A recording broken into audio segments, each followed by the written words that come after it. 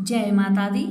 नमस्कार दोस्तों, स्वागत है आप सभी का हमारे YouTube चैनल लक्ष्मी शर्मा की कहानियाँ पर।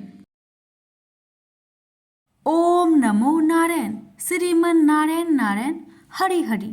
प्रिय भक्तजनों, आज आप श्रवण करेंगे कार्तिक महीने के शुक्ल पक्ष की प्रतिपदा तिथि से लेकर पूर्णिमा तक सुनी जाने वाली सभी कथाएं एक साथ। विष्णु जी की कृपा पाने के लिए इन कथाओं को प्रत्येक दिन अवश्य सुने। प्यारे भक्तगणों, तो आइए शुरुआत करते हैं गणेश जी की कथा के साथ। बहुत समय पहले की बात है। एक गांव में 7 भाई और एक बहन रहा करती थी।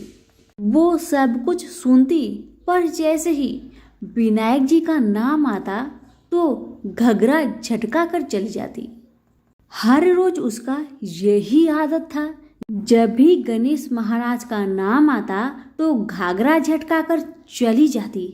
एक दिन उस लड़की की इस आदत पर विनायक जी बहुत नाराज हुए और गणेश महाराज उस बहन को भयभीत करने लगे।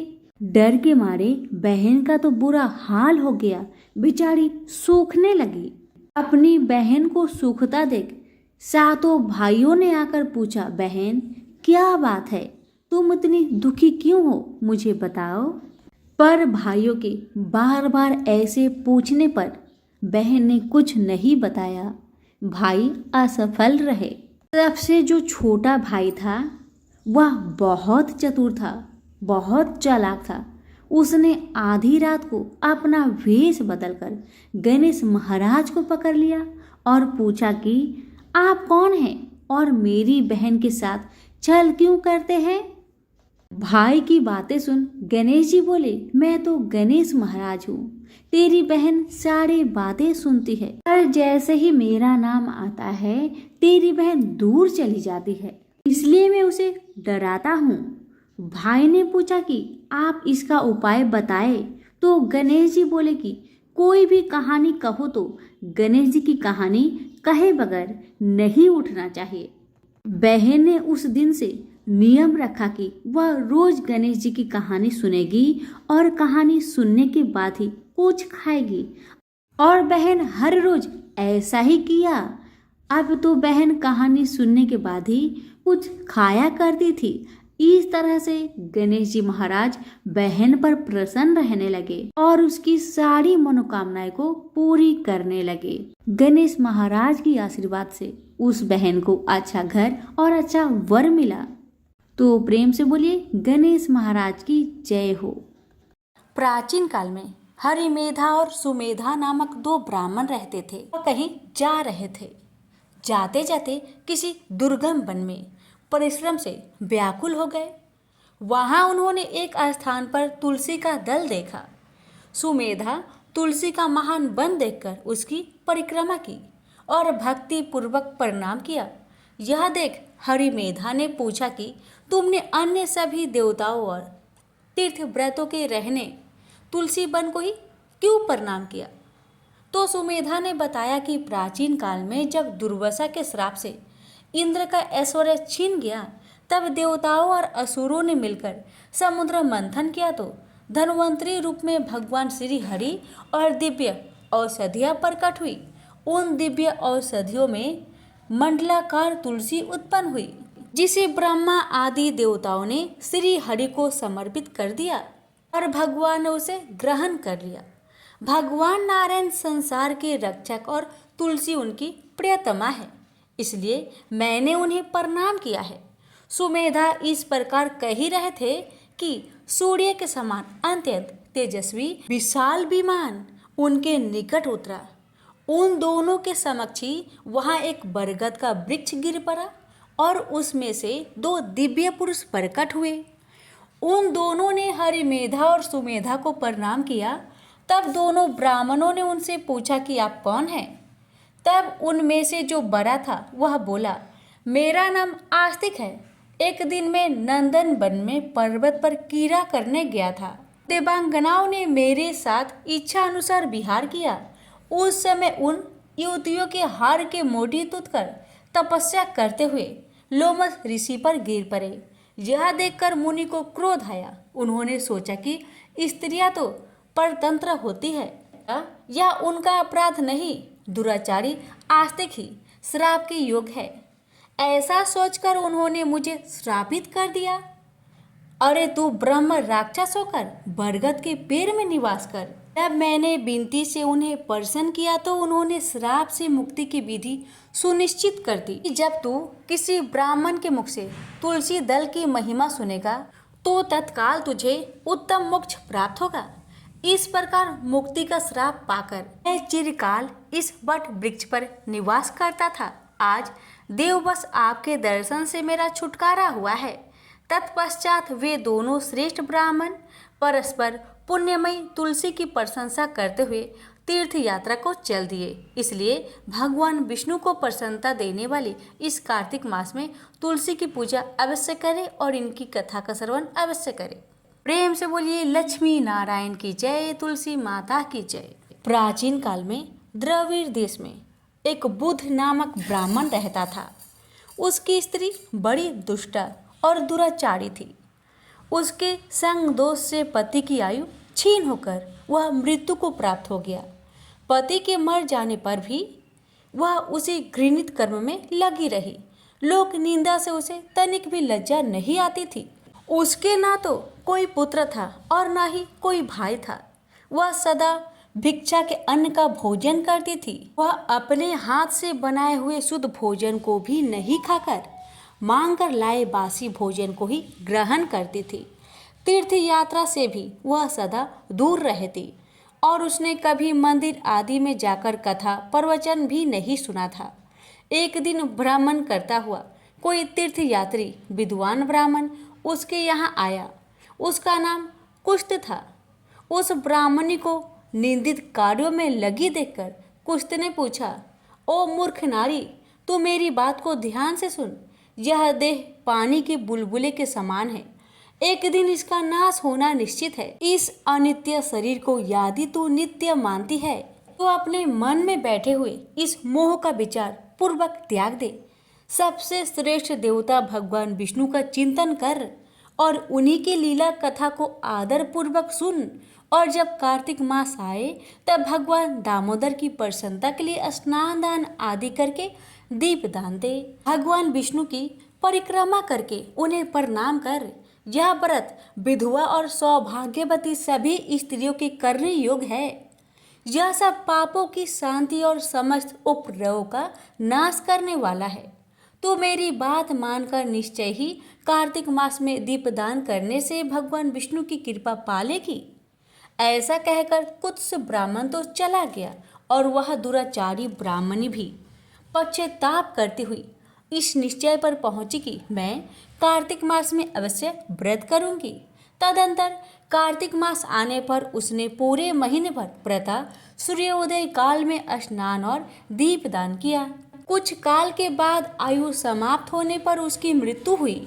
मृत्यु के बाद वह स्वर्ग लोक में गई और समयानुसार उसकी मुक्ति भी हो गई। कार्तिक व्रत में तत्पर होकर जो व्यक्ति दीप दान करके इस इतिहास को सुनता है और स्वयं भी दीप दान करता है वह अवश्य ही मोक्ष प्राप्त कर लेता है। प्रेम से बोलिए विष्णु भगवान की जय, कार्तिक की देवी देवताओं की जय।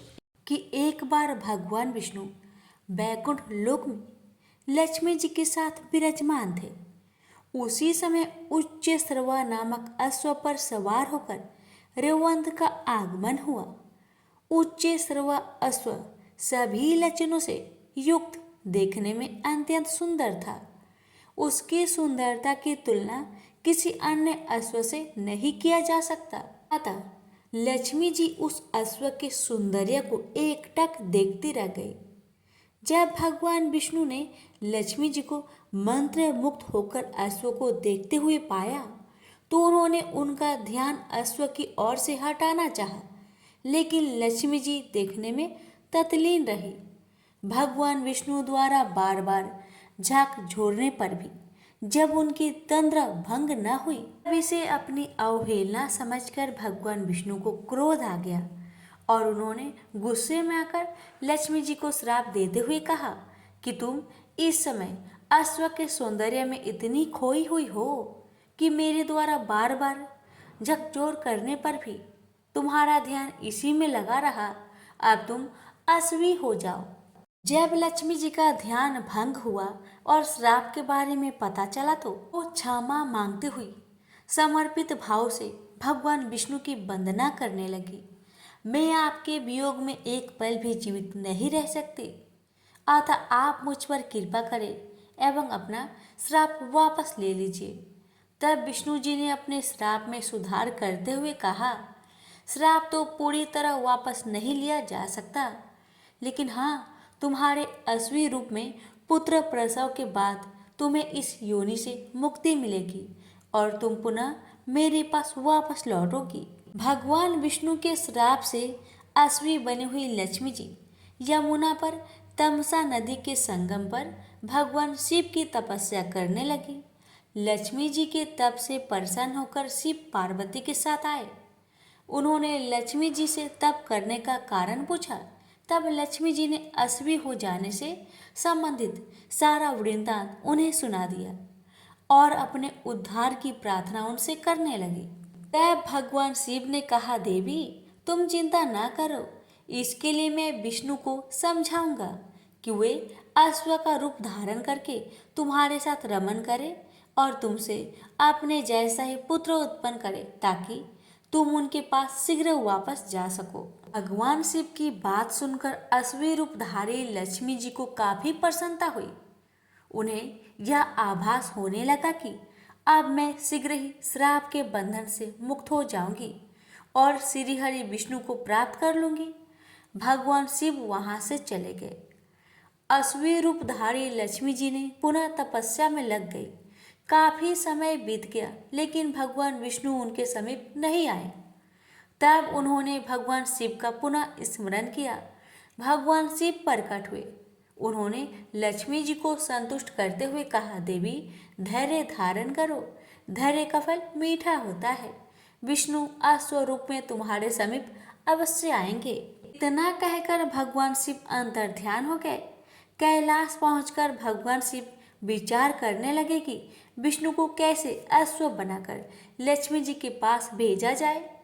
अंत में उन्होंने अपने गण चित्ररूप को दूत बनाकर विष्णु जी के पास भेजा। चित्ररूप भगवान विष्णु के लोक में पहुंचे। भगवान शिव का दूत आया है, यह जानकर भगवान विष्णु ने दूत से सारा समाचार कहने को कहा। दूत ने भगवान शिव की सारी बातें उन्हें कह सुनाई। अंत में भगवान विष्णु शिव का प्रस्ताव मानकर अश्व बनने के लिए तैयार हो गए। उन्होंने अश्व रूप धारण किया और पहुंच गए यमुना और तमसा के संगम पर, जहां लक्ष्मी जी अश्व का रूप धारण कर तपस्या कर रही थी। भगवान विष्णु को अश्व रूप में आया देखकर अश्वी रूपधारी लक्ष्मी जी काफी प्रसन्न हुई। दोनों एक साथ विचरण एवं रमन करने लगे। कुछ ही समय पश्चात अश्वी रूपधारी लक्ष्मी गर्भवती हो गई। यथा समय अश्वी के गर्भ से एक सुंदर बालक का जन्म हुआ। तत्पश्चात लक्ष्मी जी बैकुंठ लोक श्री हरि विष्णु के पास चली गई।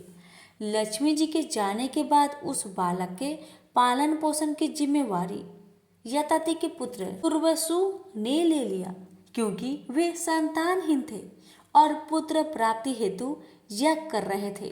उस बालक का नाम हेहय रखा गया।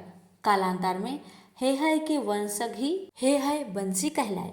प्रेम से बोलिए लक्ष्मी नारायण की जय। एक बार माली, सुमाली और मल्यवान नाम के 3 राक्षस भाइयों ने ब्रह्मा जी को प्रसन्न करने के लिए कठोर तपस्या किया। उनकी तपस्या से परेशान होकर ब्रह्मा जी प्रकट हुए और बोले, मैं तुम्हारी तपस्या से प्रसन्न हूँ, वर मांगो। तीनों ने एक स्वर में कहा, भगवान यदि आप हमारी तपस्या से प्रसन्न हैं तो हमें ऐसा वरदान दीजिए ताकि हम किसी से पराजित ना हो। ब्रह्मा जी ने कहा, ऐसा ही होगा, मगर एक बात याद रखना, अगर तुम लोग भगवान विष्णु से युद्ध कर बैठो तो तुम्हारी मौत निश्चित है। राक्षस ब्रह्मा जी की बात मान गए। उन्होंने कहा, प्रभु हमारे लिए किसी ऐसे स्थान का निर्माण करें जहाँ हम निर्विघ्न रह सके, जहाँ पर हमें किसी प्रकार का भय ना हो। ब्रह्मा जी कुछ सोचते हुए बोले, तुम लोगों के लिए मुझे किसी स्थान का निर्माण नहीं करना पड़ेगा। समुद्र के बीचों बीच सोने की एक नगरी लंका नाम से है, उसे पवन ने विश्वकर्मा की मदद से बनवाया है। वह आजकल खाली पड़ी है, तुम लोग उस नगरी में रहो, वह हर प्रकार से सुरक्षित है। इतना कहकर ब्रह्मा जी अंतर्ध्यान हो गए। तीनों भाई प्रसन्न मन से लंका की ओर चल पड़े। लंका में राक्षस राज्य स्थापित हो गया। कहावत सच है कि लोभ उत्पन्न होने से पाप पैदा होता है और पाप से मृत्यु होती है। एक दिन लंका में तीनों भाइयों ने विचार किया कि देवतागण विष्णु भगवान का अभयदान पाकर किसी से नहीं डरते, यह अच्छी बात नहीं है। देवताओं के घमंड को चूर करने के लिए क्यों न विष्णु भगवान को मार दिया जाए, फिर तो देवताओं को एक एक करके आसानी से मारा जा सकेगा। इससे स्वर्ग पर भी हमारा राज्य हो जाएगा, हमें किसी का भय न रहेगा। यह विचार करके तीनों भाई राक्षसों की बड़ी सेना लेकर विष्णु भगवान से युद्ध करने जा पहुंचे। साक्षात भगवान से मूर्खों का युद्ध आरंभ हो गया। भगवान विष्णु ने पहले तो चालाकी की, राक्षसों का पल्ला भारी कर दिया। इससे तीनों भाई बड़े खुश हुए। उन्होंने सोचा विष्णु को हम जल्दी मार ही देंगे। फिर घमासान युद्ध शुरू हो गया। विष्णु भगवान ने अपना सुदर्शन चक्र जो घुमाकर फेंका तो उसने एक बार में ही सुमाली का सिर धड़ से अलग कर दिया। यह देख राक्षस सेना में भगदड़ मच गई। माली और मल्यवान ने देखा कि अगर उन्हें जीवित रहना है, उन्हें विष्णु भगवान की शरण में जाना होगा, वरना चक्र से उनकी रक्षा नहीं हो सकेगी। इतना सोचकर वो दोनों जल्दी ही भगवान के चरणों में जाकर गिड़गिड़ाकर अपने प्राणों की भिक्षा मांगने लगे। भगवान विष्णु ने कहा, ठीक है, मैं तुम दोनों को क्षमा करता हूँ, मगर तुम दोनों पृथ्वी पर नहीं रहोगे। अगर मुझको पता चल गया कि तुम लोग पृथ्वी पर रह रहे हो तो मैं तुम दोनों को मार दूंगा। विष्णु भगवान का आदेश पाकर राक्षस राजा माली और मल्यवान वहां से भागे। डर के मारे उनका बुरा हाल था। स्वर्णपुरी छोड़कर वे दोनों पाताल में जाकर रहने लगे। विश्रुवा मुनि की प्रथम पत्नी से उत्पन्न पुत्र का नाम था कुबेर। कुछ बड़ा होने पर उसने घोर तपस्या के द्वारा ब्रह्मा जी को प्रसन्न कर लिया। ब्रह्मा जी ने उसे धन का स्वामी बना दिया। अब देवता भी उसकी समस्या से खुश थे, अतः उन्होंने कुबेर को उपहार दिया। प्रत्येक देवता ने उसे बहुमूल्य उपहार से लाद दिया। इतने सारे उपहार और ब्रह्मा जी के वरदान को लेकर वह अपने पिता के पास आया, पर कुबेर प्रसन्न नहीं था। उसके रहने के लिए कोई स्थान नहीं था। जब उसने अपने पिता से यह बात कही तो मुनि ने कहा, पुत्र, स्वर्णपुरी लंका आजकल खाली है, वहां पर राक्षसों का राज्य था। राक्षस विष्णु भगवान के डर से पाताल में भाग गए हैं। तुम वहां जाकर रहो, वह स्थान अच्छा और सुरक्षित है। कुबेर ने वहां जाकर रहना आरंभ कर दिया। लंका फिर से आबाद होने लगी। एक दिन रावण को उसके नाना मल्यवान ने पाताल से आकर कहा, पुत्र, अब समय आ गया है कि तुम अपने राज्य को फिर से प्राप्त करो। मेरा अर्थ लंका से है, वहां पर कुबेर का शासन है, वह राज्य हमारी ही है। हम उसके शासक थे, पर विष्णु भगवान के डर से हम पाताल चले गए और उस पर कुबेर ने अपना अधिकार जमा लिया है। राक्षस वंश के होने के नाते तुम ही उसके वास्तव में अधिकारी हो। रावण ने कहा, नाना जी, आप यह क्या कह रहे हैं? कुबेर तो मेरा बड़ा भाई है, उसको हटाकर मैं वहां का राजा कैसे हो सकता हूँ? यह नहीं होगा। यह सुनकर मल्यवान मुस्कुराया, फिर बोला, संसार में कौन ऐसा है जो भाई के सुख से सुखी हुआ है? नाग का भाई गरुड़ है, पर वह नाग का जानी दुश्मन है। नाग को देखते ही वह खा जाता है। वह जो अमरावती का इंद्र है, वह भी अपने भाई को मारकर वहां का राजा होकर सुख भोग रहा है। और भी बहुत से ऐसे उद्यान हैं जहां आश्रम में रहकर कष्टमय जीवन व्यतीत करने से क्या फायदा। अब अपनी चीज है तो उसका उपयोग क्यों नहीं किया जाए। यह कहकर मल्लवान पाताल चला गया। रावण के दिमाग में बात घूमने लगी। नाना जी ठीक ठीक कह रहे हैं, उसे लंका का अधिकारी होना चाहिए। उसने तुरंत एक दूत को लंका रवाना करके अपनी बात को कहला भेजी। कुबेर उसके प्रस्ताव को सुनकर डर गया। वह भागा भागा अपने पिता के पास आया। सारी बात सुनने के पश्चात मुनि बोले, बेटा झगड़ा करने से कोई फायदा नहीं। रावण बड़ा हठी और दुर्बुद्धि स्वभाव का लड़का है। एक बार उसके दिमाग में कोई बात घूम जाती है तो वह उसे पूरा ही करके छोड़ता है। अच्छा यह होगा कि तुम लंका छोड़ दो, उसी में तुम्हारी भलाई है। दुष्ट से झगड़ा करने से कोई लाभ नहीं है। कुबेर ने लंका छोड़ दी। रावण यह जानकर बड़ा प्रसन्न हुआ। लंका में फिर से राक्षस राज्य स्थापित हो गया। प्रेम से बोले विष्णु भगवान की जय। एक साहूकार के बेटे की बहू थी जो बहुत सुबह उठकर कार्तिक महीने में रोजाना गंगा जी में नहाने जाया करती थी। उसका एक नियम था कि वह किसी भी पराये पुरुष का मुख नहीं देखती थी। और उसी गांव में एक राजा का लड़का था, वो भी कार्तिक में गंगा जी में नहाने जाया करता था।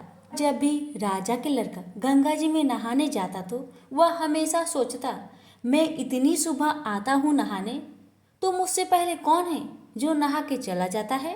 जब कार्तिक के 5 दिन रह गए, उस दिन साहूकार की बहू तो नहाकर जा ही रही थी कि तभी राजा का बेटा उधर से आ रहा था। किसी की पैरों की आवाज सुनकर बहू वहां से जल्दी जल्दी जाने लगी। उसी बीच में उसकी माला मुजरी टूटकर वहीं गिर गई। जब राजा आया उसे वह माला मुजरी मिली। उसने उसे उठाया और देखा और मन में सोचने लगा, जिस महिला की माला मुजरी इतनी सुंदर होगी वह महिला कितनी सुंदर होगी। नगरी में राजा के लड़के ने होला फेरा दिया कि जिसकी ये माला मुजरी है वो मेरे पास 5 रात के लिए आएगी। जब साहूकार की बहू को ये खबर मिली तो उसने भी कहला दिया कि 5 दिन आऊंगी, पर किसी को साख भरने के लिए बैठा देना। राजा के बेटे ने गंगा जी पर बिछावन करके एक तोते को पिंजरे में टांग कर रख दिया। जब बहू सुबह आई, पहली पैरी पर पैर रखा और बोली, हे कार्तिक के ठाकुर राय दामोदर, पांचों पांडु, छठे नारायण, भीखम राजा, उस पापी को नींद आ जाए। बहू के इतने प्रार्थना करते ही कार्तिक के ठाकुर की कृपा से राजा के बेटे को नींद आ गई। वो अच्छे से नहा धोकर वहां से जाने लगी तो तोते से बोली, सुआ सुआ तेरे गले डालूंगी हीरा मोती, साख भरियो मेरे बीरा। सुआ बोला कि कोई वीर भी साख भरता है। तो वह बोली, सुआ सुआ सुबह तेरे पग घालूंगी नेवर, साख भरियो मेरे डेवर। सुआ ने कहा, अच्छा भाभी मैं तेरी साख भरूंगा। वह तो इतना कहकर चली गई।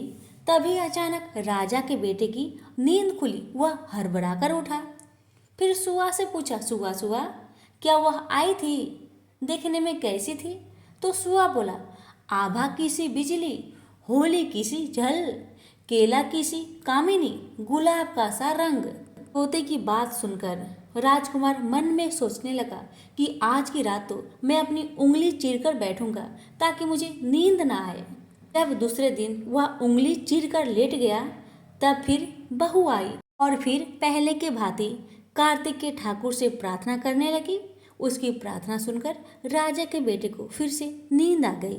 फिर बहू नहा धोकर वहां से चली गई। बहू के जाने के बाद राजकुमार का नींद फिर से खुला और उसने तोते से पूछा, तोता क्या वह आई थी? तोता ने भी बहू की सारी बताई हुई बातें राजकुमार को बता दिया। राजकुमार मन में सोचने लगा, आज तो मैं अपनी आंखों में मिर्च डालकर बैठूंगा, और रात को मिर्च डालकर बैठ गया। ऐसे ही बहू आई और भगवान से प्रार्थना करी, जिससे राजकुमार को नींद आ गई और वह नहाकर वहां से चली गई। बहू के जाने के बाद ही तुरंत राजकुमार का नींद टूटा और उसने फिर तोते से पूछा, वह आई थी? तो तोते ने कहा, हाँ आई तो थी। राजकुमार मन में सोचा कि आज तो मैं बिना बिस्तर के बैठूंगा, और वह रात को बिना बिस्तर के बैठ गया। जब बहू नहाने आई तो फिर भगवान से वही बात कही, प्रार्थना करी, तो राजकुमार को नींद आ गया। जब वह नहाकर जाने लगी, अपनी आंखें बंद करके चली गई। राजकुमार ने उठकर देखा तो वह नहाकर चली गई हुई थी। तो राजकुमार मन में सोचा कि आज तो मैं आग की अंगीठी रखकर बैठूंगा, जिससे नींद मुझे आएगी नहीं। वह अंगीठी रखकर बैठ गया।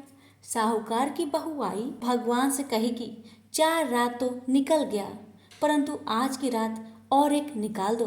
भगवान ने साहूकार की बहू का सत रख दिया और उस राजकुमार को नींद आ गई।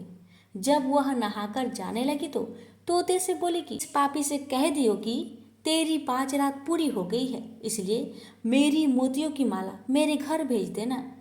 सुबह राजा के लड़के ने तोते से पूछा कि वह आई थी?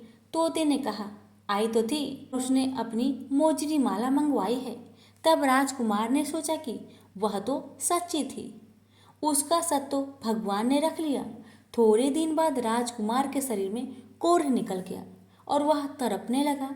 तो राजा ने ब्राह्मण को बुलाकर पूछा कि मेरे बेटे का शरीर क्यों जल रहा है।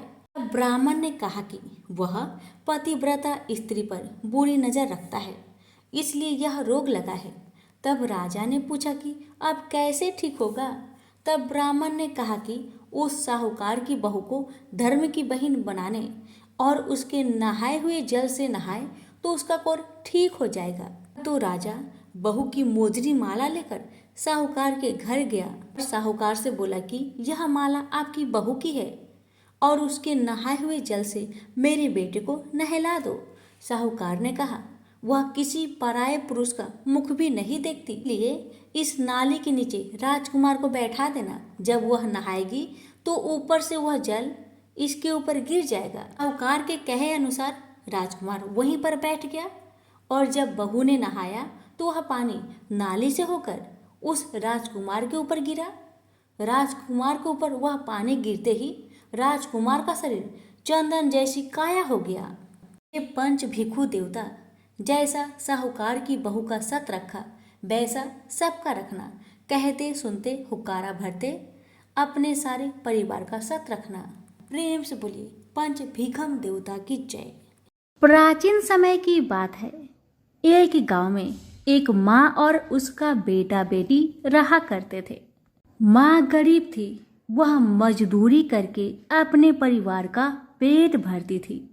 धीरे धीरे दिन गुजरते गए और बच्चे बड़े होने लगे। बेटी शादी की योग्य हो गई, तब माँ बूढ़ी हो गई। माँ ने अपने बेटे से कहा कि बेटा, तेरी बहन शादी की योग्य हो गई है, इसलिए तेरे जैसा घर वर देखकर उसकी शादी करना। ऐसा बोलकर माँ तो कुछ दिनों के बाद मर गई। उसका भाई गांव-गांव में घूमा, लेकिन बहन की योग्य पति नहीं मिला। वह घूम घूम कर थक गया और एक दिन सोचने लगा कि मेरे जैसा तो इस दुनिया में कोई नहीं है, इसलिए मैं ही इससे शादी कर लेता हूँ। ऐसा सोचकर वह चुनरी और शादी के लिए सब सामान ले आया। तब उसकी बहन ने पूछा कि भाई, तुम ये सब सामान क्यों लेकर आए हो? तब उसके भाई ने कहा कि बहन, यह सब सामान तुम्हारी शादी के लिए लेकर आया हूँ। गांव वालों ने बहन से कहा कि तुम्हारा भाई ही तुमसे शादी करने वाला है। तब बहन ने जाकर अपने भाई से पूछा कि भाई, मेरी शादी किससे कर रहे हो?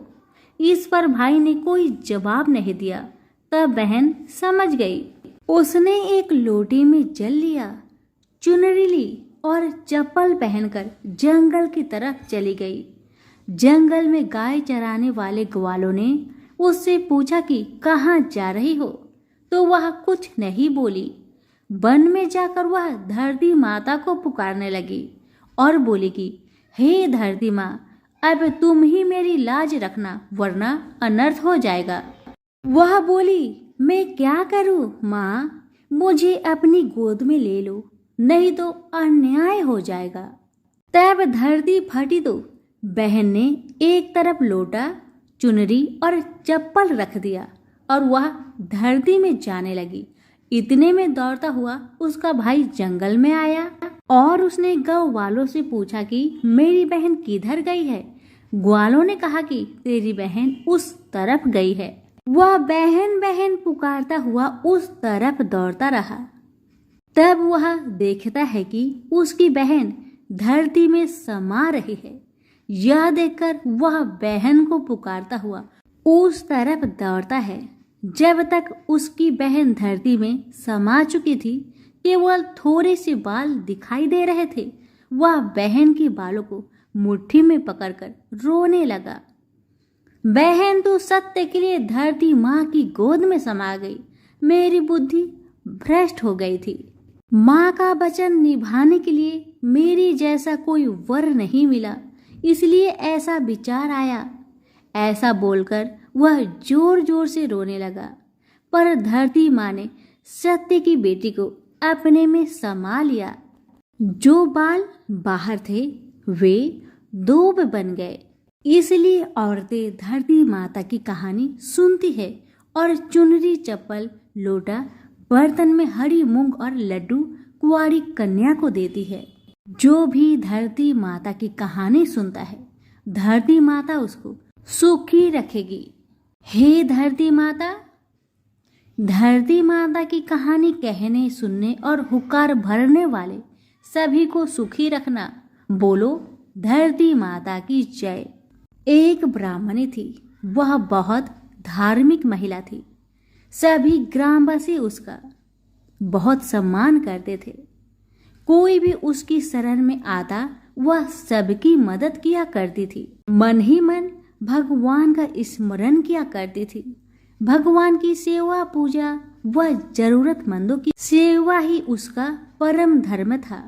एक दिन ब्राह्मणी मरकर भगवान के घर गई। वहां जाकर बोली, मुझे बैकुंठ का रास्ता बता दो। स्वर्ग में से एक दूत आया और बोला, ब्राह्मणी आपको क्या चाहिए? वो बोली, मुझे बैकुंठ का रास्ता बता दो। आगे आगे दूत और पीछे पीछे ब्राह्मणी मंदिर तक गई। ब्राह्मणी बहुत धार्मिक महिला थी। उसने बहुत दान पुण्य कर रखा था।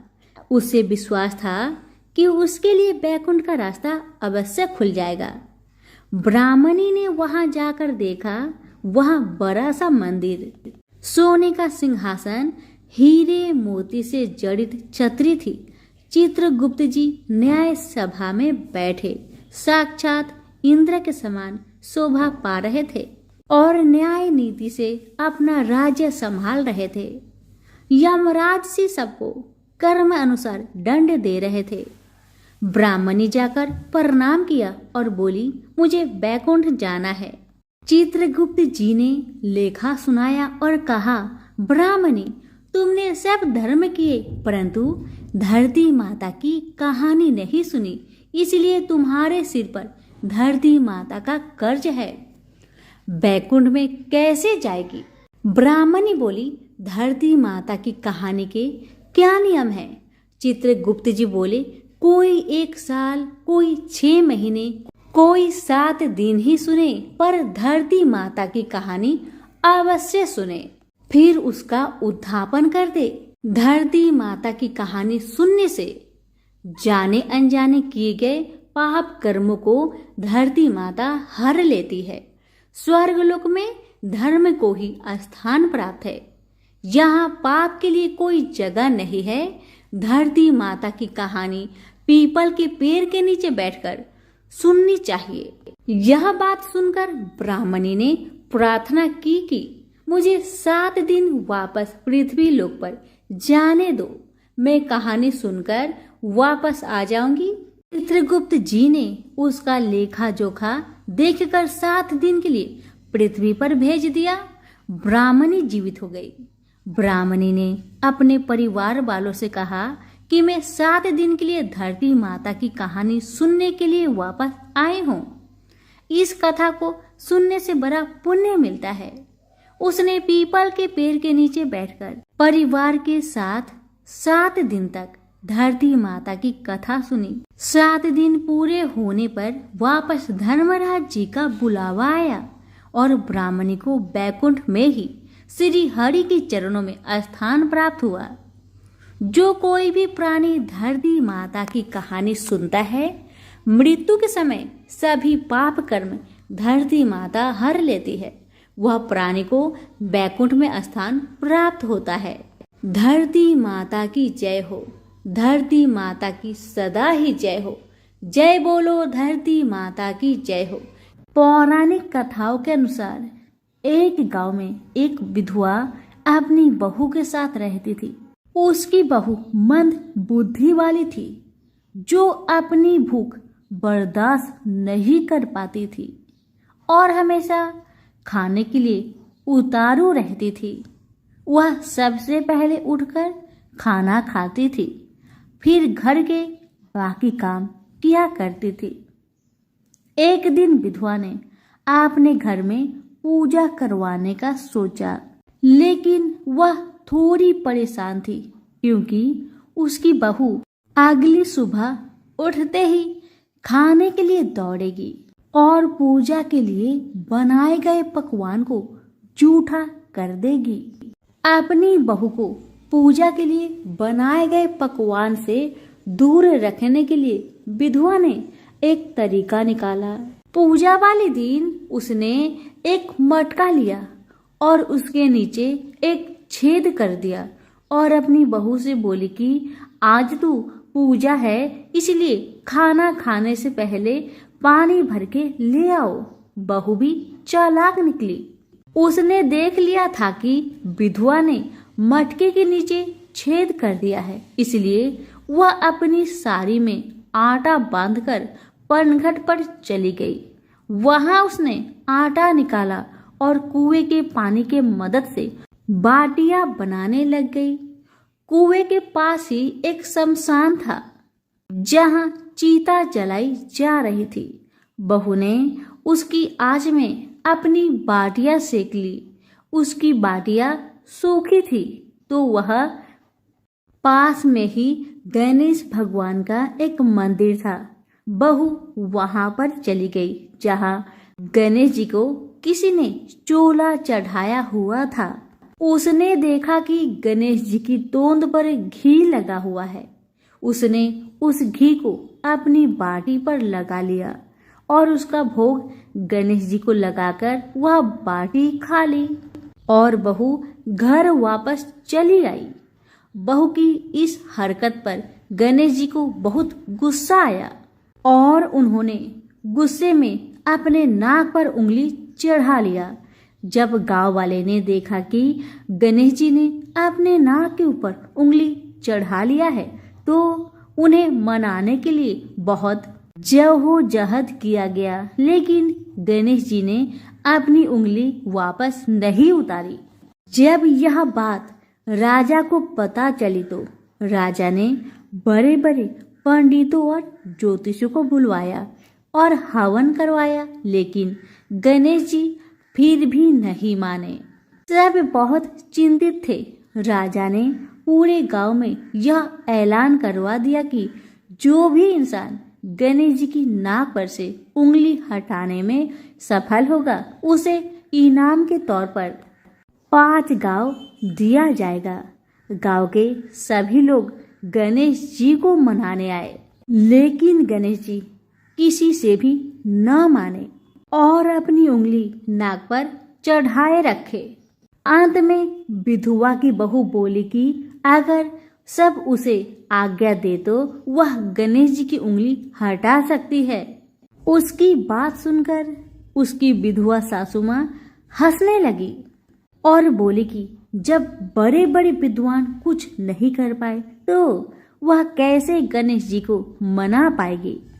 तब किसी ने बोला कि जब सब लोगों को मौका मिला तो उसे भी एक मौका मिलना चाहिए।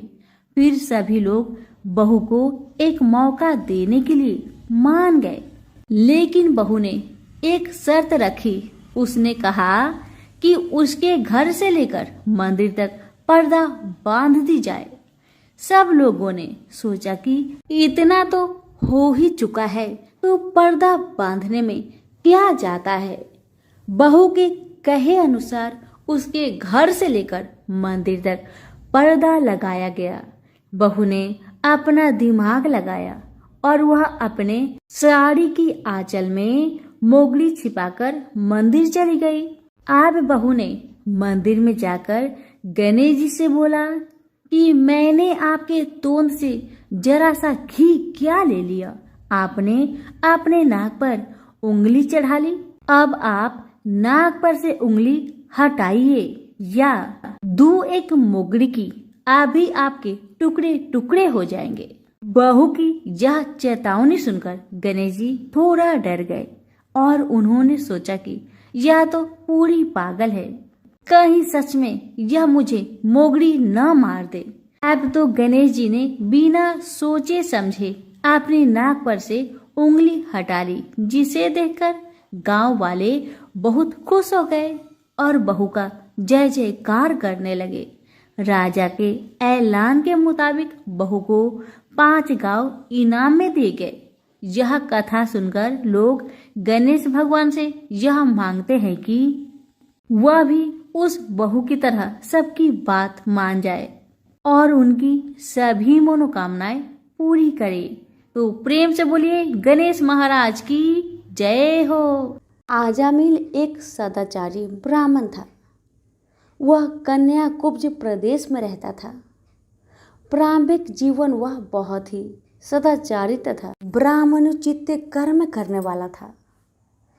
दुर्योग से एक बार वह किसी दासी के प्रेम में पड़ गया और उसे अपनी पत्नी बनाकर रहने लगा।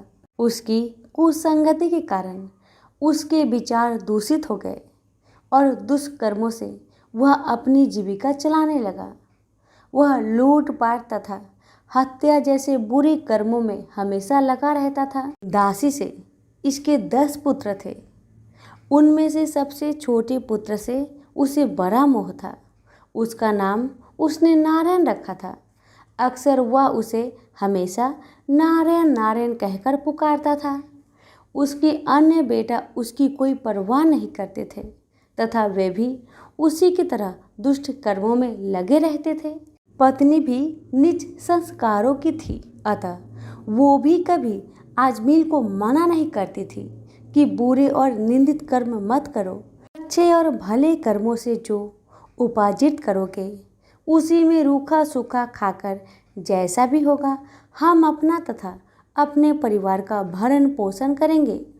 पत्नी तथा अन्य संतानों की तरफ से निंदित कर्मों का बढ़ावा देने के कारण अजामिल और भी बुरे कर्मों में लगा रहा। चोरी, झूठ, लूटपाट तथा हत्या जैसे जघन्य कर्मों के साथ वह मद्यपान भी अधिक करने लगा, जिससे उसका स्वास्थ्य भी खराब हो गया। एक बार वह बहुत बीमार पड़ा। उसकी सेवा के लिए कोई भी ना आता था। अब उसे पता लगा कि जिनके भरण पोषण के लिए वह निंदित कर्म करता रहा, वही लोग अब उसे पूछते तक नहीं। बीमारी के कारण वह आसक्त होकर खाट पर ही पड़ा रहता था। उसमें स्वयं उठने बैठने तथा चलने फिरने की शक्ति भी नहीं रही। छोटा बेटा नारायण ही उसकी पुकार सुनकर उसके पास आता और उसकी बात सुनता था, इसलिए वह हमेशा उसको ही नारायण नाम लेकर पुकारता था। उसको असाध्य रोग हो गया था। एक दिन उसे जब आभास हुआ कि अब वह नहीं बचेगा और उसका प्रांत हो जाएगा, तो व्याकुल होकर वह अपने छोटे पुत्र को नारायण नारायण कहकर पुकारने लगा। जब तक नारायण उसके पास नहीं पहुंचा, उसने नारायण नारायण की रट लगाई रखी। जब उसके पास आया तो जीवन से निराश विहल हो उसका हाथ पकड़कर कहा, नारायण नारायण तू आ गया है। इतना कहते ही उसका प्रांत हो गया। शरीरांत होने पर उसके जीव को लेने के लिए यमदूत आ पहुँचे और वे अजामिल के जीवन को लेकर यमलोक चले जाए। इससे पहले ही बैकुंठ से विष्णु के दूत आ गए और उन्होंने यमदूत से कहा, अजामिल के जीव को तुम लोग नरक में नहीं ले जा सकते। मरते समय इसने कई बार विष्णु को नारायण नारायण कहकर पुकारा था। अतः अब यह जीव स्वर्ग का अधिकारी है। यमदूत हंसकर बोले, इसके सारे जीवन का लेखा जोखा चित्रगुप्त की ही बही में लिखा है। उसके अनुसार यह पूरे जीवन में हमेशा निंदित और पाप कर्म में लिप्त रहा। तुम जो नारायण की बात करते हो, यह नारायण के रूप में विष्णु भगवान को नहीं पुकार रहा था। ये तो अपने छोटे बेटे को उसका नाम लेकर पुकार रहा था। विष्णु दूतों ने कहा, प्रारंभिक जीवन में यह सत्कर्मी था। एक स्त्री की कुसंगति में पड़कर इसने पाप कर्म किए हैं। इस सब के बाद बेटे के नाम के बहाने ही सही ये हमेशा नारायण नारायण कहता रहता था और अंत समय तो इसने नारायण नारायण कहते हुए अपने प्राण त्यागे हैं। इसलिए यह जीव इतने पुण्य से ही स्वर्ग का अधिकारी है। इसको हम स्वर्ग ले जाएंगे। इस प्रकार आजामिल नारायण के नाम की महिमा से स्वर्ग का अधिकारी बना। तो प्रेम से बोलिए, लक्ष्मी नारायण की जय। एक समय की बात है, एक छोटी सी लड़की थी जो कार्तिक नहाया करती थी। कार्तिक का महीना पूरा हुआ तो सब कहने लगे कि गंगा जी जाए या यमुना जी जाए या हरिद्वार होकर आए। एक स्त्री बोली कि मैं तो राई दामोदर भगवान को जिमाऊंगी। सब पूछने लगी कि वे कैसे होते हैं। स्त्री बोली कि मोर मुकुट, गले में बैजयंती माला और हाथ में पीतांबर, ऐसे होते हैं राई दामोदर भगवान। वह लड़की अपने घर आई, भगवान की रसोई बनाई, मंदिर में आई और बोली, आओ मेरे भगवान आओ और जिमो। मंदिर में भगवान नहीं मिले। मंदिर से शहर गई, शहर से जंगल गई, जंगल से पहाड़ों पर गई। भगवान को पुकारते पुकारते सुबह से शाम हो गया। भगवान लड़की को पहाड़ पर चढ़ते देख बोले कि ये तो ऊपर से गिरकर मर जाएगी और मेरे सिर इसकी हत्या लगेगी। इसे दर्शन देने ही होंगे। भगवान ब्राह्मण का रूप धरकर आए और बोले, चल बेटा, मैं तेरा भगवान हूँ, तू मुझे जिमा दे। लड़की बोली कि नहीं, तुम मेरे भगवान नहीं हो। ब्राह्मण बोला कि तेरे भगवान कैसे हैं? उसने कहा, मेरे भगवान तो मोर मुकुट वाले, गले में बैजयंती माला पहने हुए और हाथ में पीतांबर लिए हुए हैं। ब्राह्मण बोला, ओ अच्छा, ऐसे है तेरे भगवान? लड़की बोली, हाँ, ऐसे है मेरे भगवान। अब भगवान ने लड़की के सामने अपना चतुर्भुज रूप दिखाया। अब लड़की खुश हो गई और बोली कि हाँ, तुम ही हो मेरे भगवान। अब आगे आगे वह छोटी लड़की भाग रही थी और पीछे पीछे भगवान आ रहे थे। भागते भागते संग की सहेलियों से बोली कि मेरे घर मेरे भगवान आए हैं। उनमें से किसी ने एक कहा कि देखो तो इसके भगवान कैसे हैं। जिनके भाग्य में भगवान के दर्शन लिखे थे उन्हें तो हो गए। हे राई दामोदर भगवान, जैसे आपने लड़की को दर्शन दिए वैसे सबको देना। सभी प्रेम से बोले, राई दामोदर भगवान की जय हो। स्वर्णी मुनि की पुत्री तुलसी अपूर्व सुंदर थी। उसकी इच्छा थी कि उनका विवाह भगवान नारायण के साथ हो। इसके लिए उन्होंने नारायण पर्वत की घाटी में स्थित बद्रीवन में घोर तपस्या की। दीर्घ काल तक तपस्या के उपरांत ब्रह्मा जी ने प्रसन्न होकर दर्शन दिए और वर मांगने को कहा। तब तुलसी जी ने कहा, हे सृष्टि के कर्ता ब्रह्मदेव, आप तो अंतर्यामी हैं, आपसे क्या छुपा है। सबकी मन की बात आप जानते हैं। फिर भी मैं अपनी इच्छा आपको बताती हूँ। मैं चाहती हूँ कि भगवान श्री हरि मुझे पति रूप में मिले। तुलसी की बातें सुन ब्रह्मदेव ने कहा, तुम्हारा अभीष्ट तुम्हें अवश्य मिलेगा। अपने पूर्व जन्म में किसी अपराध के कारण तुम्हें श्राप मिला है। इसी प्रकार भगवान श्री नारायण के एक पार्षद को भी दानव कुल में जन्म लेने का श्राप मिला है। दानव कुल में जन्म लेने के बाद भी उसमें नारायण का अंश विद्यमान रहेगा।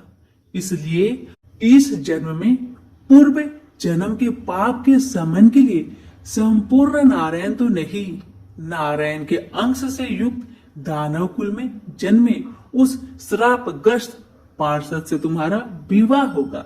श्राप मुक्त होने पर भगवान श्री नारायण सदा सर्वदा के लिए तुम्हारे पति हो जाएंगे। तुलसी ने ब्रह्मा जी के इस वर को स्वीकार किया, क्योंकि मानव कुल में जन्म के कारण उसे मायावी भोग तो भोगना ही था। तुलसी बद्री वन में रहने लगी। नारायण का वह पार्षद दानव कुल में शंखचूड़ के नाम से पैदा हुआ था। कुछ दिनों के बाद वह भ्रमण करता हुआ बद्री वन में आया, जहाँ तुलसी रहा करती थी। वहाँ तुलसी को देखते ही उस पर मुग्ध हो गया। तुलसी के सामने उसने अपने साथ विवाह करने का प्रस्ताव रखा। इतने में ही वहाँ ब्रह्मा जी भी आ गए और उन्होंने तुलसी से कहा, तुलसी, शंखचूड़ को देखो, कैसा देवोपम इसका स्वरूप है।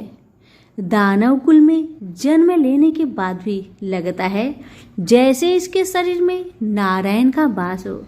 तुम प्रस्ताव को स्वीकार कर लो। तुलसी को भी लगा कि उसकी तपस्या पूर्ण हुई है, उसे इच्छित फल मिला है। शंखचूड़ के साथ उसका गंधर्व विवाह हो गया और वह शंखचूड़ के साथ उसके महल में पत्नी बनकर आ गई। शंखचूड़ ने अपनी परम सुंदरी सती सावधि पत्नी तुलसी के साथ बहुत दिनों तक राज्य किया।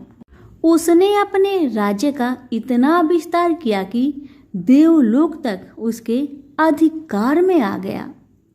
स्वर्ग का सुख भोगने वाले देवताओं की दशा भिखारियों की जैसी हो गई। शंखचूड़ किसी को भी कष्ट नहीं देता था, पर अधिकार और राज्य छीन जाने से सारे देवता मिलकर ब्रह्मा, विष्णु और शिव की सभा में गए तथा अपनी विपत्ति सुनाई। ब्रह्मा जी ने कहा, तुलसी परम साध्वी है, उसका विवाह शंखचूड़ से मैंने ही करवाया था। शंखचूड़ को तब तक नहीं हराया या मारा जा सकता है जब तक तुलसी को न छला जाए। विष्णु जी ने कहा, शंखचूड़ पूर्व जन्म में मेरा पार्षद था। श्राप के कारण उसे दैत्य कुल में जन्म लेना पड़ा।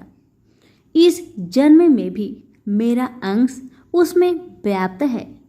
साथ ही तुलसी के पतिव्रत धर्म से वह अजय है। फिर देवताओं की सम्मति से भगवान शिव ने शंखचूड़ के पास संदेश भेजा कि या तो वह देवताओं का राज्य लौटा दे या फिर उनसे युद्ध करे। शंखचूड़ भगवान शंकर के पास पहुंचा। उसने कहा, देवादिदेव, आपके लिए देवताओं का पक्ष लेना उचित नहीं है। राज्य बढ़ाना हर राजा का कर्तव्य है। मैं किसी को दुखी नहीं कर रहा हूँ। देवताओं से कहिए वे मेरी प्रजा होकर रहे। मैंने आपका भी कोई उपकार नहीं किया है और हमारा आपका युद्ध शोभा नहीं देता। अगर आप हार गए तो बड़ी लज्जा की बात होगी। मैं हार गया तो आपकी प्रीति बहुत अधिक नहीं बढ़ेगी। शंखचूड़ की बातें सुन भगवान शंकर हंसने लगे। भगवान तो सब रहस्य समझते थे। तुलसी और शंखचूड़ के पूर्व जन्म की श्राप की अवधि लगभग पूरी हो चुकी थी। भगवान बोले, इसमें कृति और लज्जा की बात नहीं। तुम देवों के राज्य लौटाकर उन्हें उनके पद पर प्रतिष्ठित होने दो। युद्ध से बचने का यही एक उपाय है। शंखचूड़ ने कहा, मैंने युद्ध के बल से देवलोक जीता है। कोई उसे युद्ध के द्वारा ही वापस ले सकता है। यह मेरा अंतिम उत्तर है। मैं जा रहा हूँ। ऐसा कहकर शंखचूड़ चला गया। उसने अपनी पत्नी तुलसी को सारी बात बताई और कहा, कर्म भोग सब काल सूत्र में बंधा है। जीवन में हर्ष, शोक, भय, सुख, दुख, मंगल, अमंगल काल के अधीन है। हम तो केवल निमित्त है। संभव है भगवान शिव दोनों का पक्ष लेकर मुझसे युद्ध करे। तुम चिंता मत करना, तुम्हारी सती तेज मेरी रक्षा करेगी। दूसरे दिन भगवान शंकर ने नेतृत्व में देवताओं ने युद्ध छेड़ दिया। शंखचूड़ ने भीषण बाणों की वर्षा कर उनका वेग रोका। उसके प्रहार से देवता डगमगाने लगे। उसने दानवी शक्ति का प्रयोग कर मायावी युद्ध आरंभ किया। युद्ध स्थल पर दानव शंखचूड़ किसी को दिखाई नहीं देता था, पर उसका अस्त्र शस्त्र देवताओं पर प्रहार कर देवताओं को घायल कर रहा था। अब देवतागण अपना अस्त्र शस्त्र चलाए तो किस पर चलाए और कैसे चलाए, क्योंकि कोई शत्रु सामने था ही नहीं। कई दिनों तक इस तरह भयंकर युद्ध चला। शंखचूड़ पराजित नहीं हुआ। तब भगवान शिव ने विष्णु जी से कहा, विष्णु कुछ उपाय करिए, अन्यथा मेरा तो सारा यश मिट्टी में मिल जाएगा। तब श्री हरि विष्णु ने सोचे, बल से तो शंखचूड़ को हराया नहीं जा सकता, इसलिए छल का सहारा लेना होगा। उन्होंने तुरंत अपना स्वरूप शंखचूड़ जैसा बनाया और वस्त्र शस्त्र से सज्जित हो तुलसी के पास आए और बोले, प्रिय, मैं युद्ध में जीत गया। सारे देवता भगवान शंकर समेत हार गए। आओ, इस खुशी में आओ, मैं तुम्हें अंक से लगा लूं। पति को प्रत्यक्ष खरा देख तथा विजय का समाचार सुन वह दौड़कर मायावी शंखचूड़ के गले से लिपट गई। इस प्रकार पति पत्नी दोनों ने आलिंगन को खूब खुशी मनाई। पर पुरुष के साथ इस प्रकार का व्यवहार से उसका सती तेज नष्ट हो गया। उसका सती तेज जो शंखचूड़ की कवच के रूप में रक्षा कर रहा था, वह कवच नष्ट हो गया। शंखचूड़ शक्तिहीन हो गया। यह जानते ही भगवान शंकर ने अपने त्रिशूल से प्रहार किए। त्रिशूल के लगते ही शंखचूड़ जलकर भस्म हो गया। शंखचूड़ के मरने को जानकर विष्णु अपने असली स्वरूप में आ गए। सामने अपने पति शंखचूड़ के स्थान पर भगवान विष्णु को खड़ा देख तुलसी बहुत विस्मित हुई। उसको पता लग गया कि स्वयं नारायण ने उसके साथ छल किया है। क्रोध में आकर उसने श्राप दिया, एक सती स्त्री का अस्तित्व भंग करने के अपराध में तुम हृदयहीन पत्थर हो जाओ। विष्णु ने तुलसी के श्राप को सिरोधार्य कर कहा, देवी, तुम्हारा तथा शंखचूड़ के कल्याण के लिए मुझे ऐसा करना पड़ा। तुम दोनों को श्राप मुक्त करना था। तुम भी अब शरीर त्याग कर तुलसी बिरुवा के रूप में जन्म लोगी और मेरी पूजा तुलसी दल से होगी। मैं सालग्राम पत्थर बनूंगा। मेरे शीश पर तुम आदर से विराजमान होगी। तुम्हारे पति की हड्डियों के चूर्ण से शंख की उत्पत्ति होगी। उस शंख ध्वनि से देवताओं तथा मेरी पूजा आराधना होगी। जहाँ शंख ध्वनि होगी वहाँ मंगलमय में मैं विराजमान रहूंगा। तुमने पूर्व जन्म में बद्री वन में मुझे पाने के लिए बड़ी तपस्या की थी। अब अगले जन्म में मैं नारायण पर अस्तर के रूप में बद्रीनाथ वन में स्थापित हो जाऊंगा और मेरी पूजा अर्चना फल फूल से न होकर तुम्हारी तुलसी दल से होगी। मेरे शीश पर विराजमान होकर तुम मुझसे भी ऊंचा पद प्राप्त करोगी। प्रेम से बोले तुलसी माता की जय हो, शालिग्राम जी की जय हो, विष्णु भगवान की जय हो। एक बूढ़ी माई थी, उसके शालिग्राम जी की सेवा थी। कार्तिक मास में वो पुष्कर स्नान का विचार कर पड़ोसन से बोली, मैं पुष्कर जा रही हूँ, तू मेरे शालिग्राम जी को रख ले। पड़ोसन बोली, मुझे सेवा पूजा आती नहीं, बताओ वैसे कर दूंगी। बुढ़िया बोली, सवेरे इनको उठाना, गाय से लोटा भरकर पाना लाना, आते समय बगीचे से पुष्प तुलसी लाना, भगवान को जल व कच्चे दूध से नहलाना, चंदन लगाकर पुष्प तुलसी चढ़ाना, दूध का भोग लगाना, दोपहर को रसोई जो भी बने उसका भोग लगाना, शाम को दिया जलाना, ऐसे सेवा पूजा करना। इतना कहकर वह चली गई। पड़ोसन ने बुढ़िया के कहे अनुसार किया, पर भगवान की थाली से भगवान जिमते नहीं, दूध पिया ही नहीं। ये देख वो चिंता में पड़ी, बोली, भगवान आपकी मालकिन आएगी तो कहेगी मेरे भगवान को दुबला कर दिया, अभी 1 महीना है, आप जिम लो तब मैं भी जिम लूं। बेचारी वह भूखी बैठी रही। भगवान ने सोचा अब तो दर्शन देने ही पड़ेंगे। छोटा सा मोर मुकुट पीतांबरधारी रूप लेकर पाटे पर बैठ गए। दूध पी लिया व जिम लिया। रोज ऐसा ही होता रहा। एक दिन भगवान ने कहा, मैं गाय चरा लाऊं। तो पड़ोसन बोली, थोड़े दिन तो रहोगे, क्यों जाते हो? पर भगवान माने नहीं। हाथ में सोने की लाठी, कंधे पर हीरे मोती का पीतांबर डाल गाय चराने जाते। महीना बीता, बुढ़िया घर आई। स्नान ध्यान से निपट कर सोचा, शालिग्राम जी ले आऊं। पड़ोसन ले गई। पड़ोसन बोली, शालिग्राम जी शाम को आएंगे, तब ले जाना।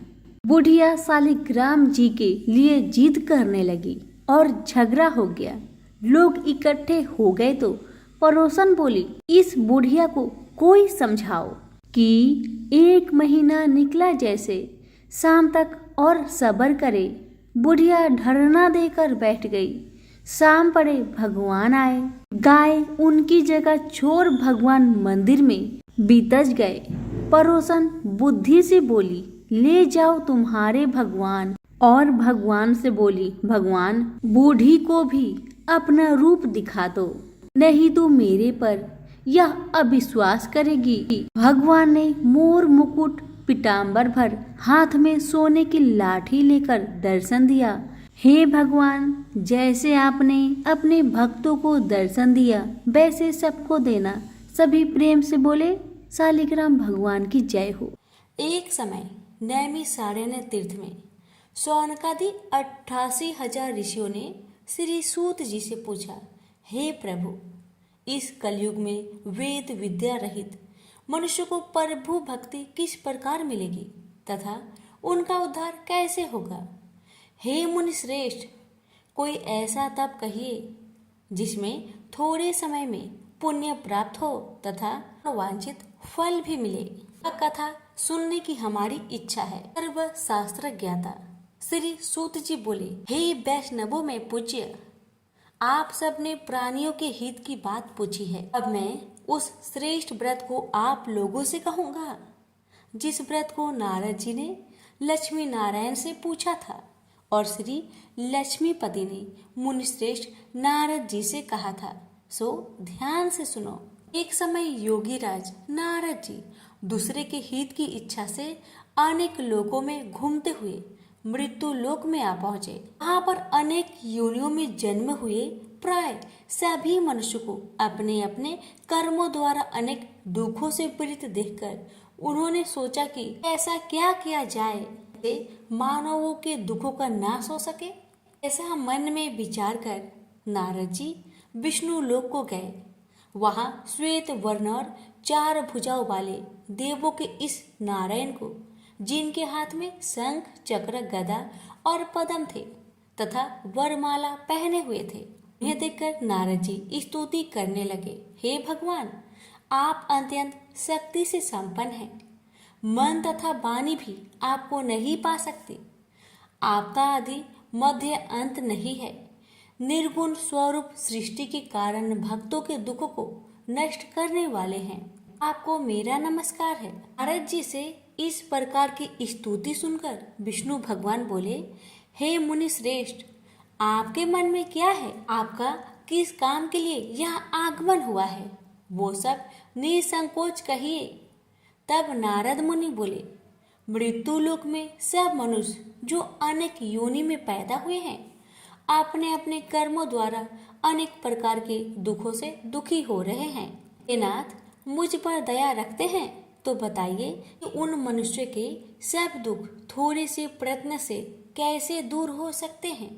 श्री भगवान जी बोले, हे नारद, मनुष्यों की भलाई के लिए तुमने बहुत ही अच्छी बात पूछी है, जिसके करने से मनुष्य मोह से छूट जाता है। वह मैं कहता हूँ, सुनो। पुण्य देने वाला स्वर्ग तथा मृत्यु लोक दोनों में दुर्लभ एक उत्तम व्रत है। आज मैं प्रेमवश होकर तुमसे कहता हूँ, श्री सत्यनारायण भगवान का व्रत अच्छी तरह विधान पूर्वक करके मनुष्य तुरंत ही यहाँ सुख भोग कर मरने पर मोक्ष को प्राप्त होता है। कि भगवान के वचन सुनकर नारद मुनि बोले कि उस व्रत का फल क्या है, क्या विधान है, किसने यह व्रत किया था और किस दिन यह व्रत करना चाहिए, विस्तार से कहिए। भगवान बोले, दुख शोक आदि को दूर करने वाला, धन धान्य को बढ़ाने वाला, सौभाग्य तथा संतान को देने वाला यह व्रत सब स्थानों पर विजयी करने वाला है। भक्ति और श्रद्धा के साथ किसी भी दिन मनुष्य श्री सत्यनारायण जी की शाम के समय ब्राह्मणों और बंधुओं के साथ धर्म परायण होकर पूजा करे। भक्ति भाव से निवत केले का फल, घी, दूध और गेहूं का चूर्ण सवाया ले। गेहूं के अभाव में साठी का चूर्ण, शक्कर तथा गुड़ ले और सब भक्षण योग पदार्थ जमा करके भगवान को अर्पित करे तथा बंधु बांधवों सहित ब्राह्मणों को भोजन कराए। उसके पश्चात स्वयं भोजन करे।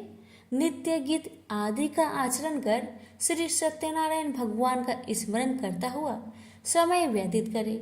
इस तरह व्रत करने पर मनुष्य की इच्छा निश्चय पूरी होती है। विशेषकर कली काल में मृत्यु लोक पर यही मोक्ष का सरल उपाय है। तो बोलिए सत्यनारायण भगवान की जय। श्री सत्यनारायण व्रत कथा का प्रथम अध्याय संपूर्ण हुआ। श्रीमन नारायण नारायण नारायण, भजमन नारायण नारायण नारायण। श्री सत्यनारायण भगवान की जय। आप सुनिए दूसरा अध्याय। सूत जी बोले, हे ऋषियों, जिसने पहले समय में इस व्रत को किया है उसका इतिहास कहता हूँ, ध्यान से सुनो। सुंदर काशीपुरी नगरी में एक अत्यंत निर्धन ब्राह्मण रहता था। वह भूख प्यास से बेचैन हुआ नित्य पृथ्वी पर घूमता था। ब्राह्मणों से प्रेम करने वाले भगवान ने ब्राह्मण का रूप धारण कर उसके पास जाकर आदर के साथ पूछा, हे ब्रीप, नित्य दुखी हुआ पृथ्वी पर क्यों घूमता है? दीन ब्राह्मण बोला, मैं निर्धन ब्राह्मण हूँ, भिक्षा के लिए पृथ्वी पर फिरता हूँ। हे भगवान, यदि आप इसका उपाय जानते हैं तो कृपा करके कहिए।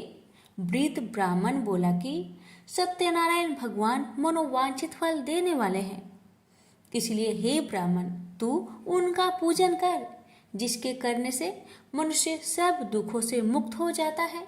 ब्राह्मण को व्रत का सारा विधान बतलाकर बूढ़े ब्राह्मण का रूप धारण करने वाले श्री सत्यनारायण भगवान अंतर ध्यान हो गए। जिस व्रत को वृद्ध ब्राह्मण ने बतलाया है मैं उसको करूंगा, यही निश्चय करने पर उसे रात में नींद नहीं आई।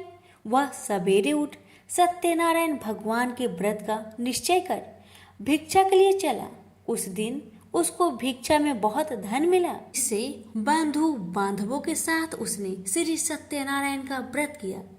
इसके करने से वह ब्रीप सब दुखों से छूटकर अनेक प्रकार की संपत्ति से युक्त हुआ।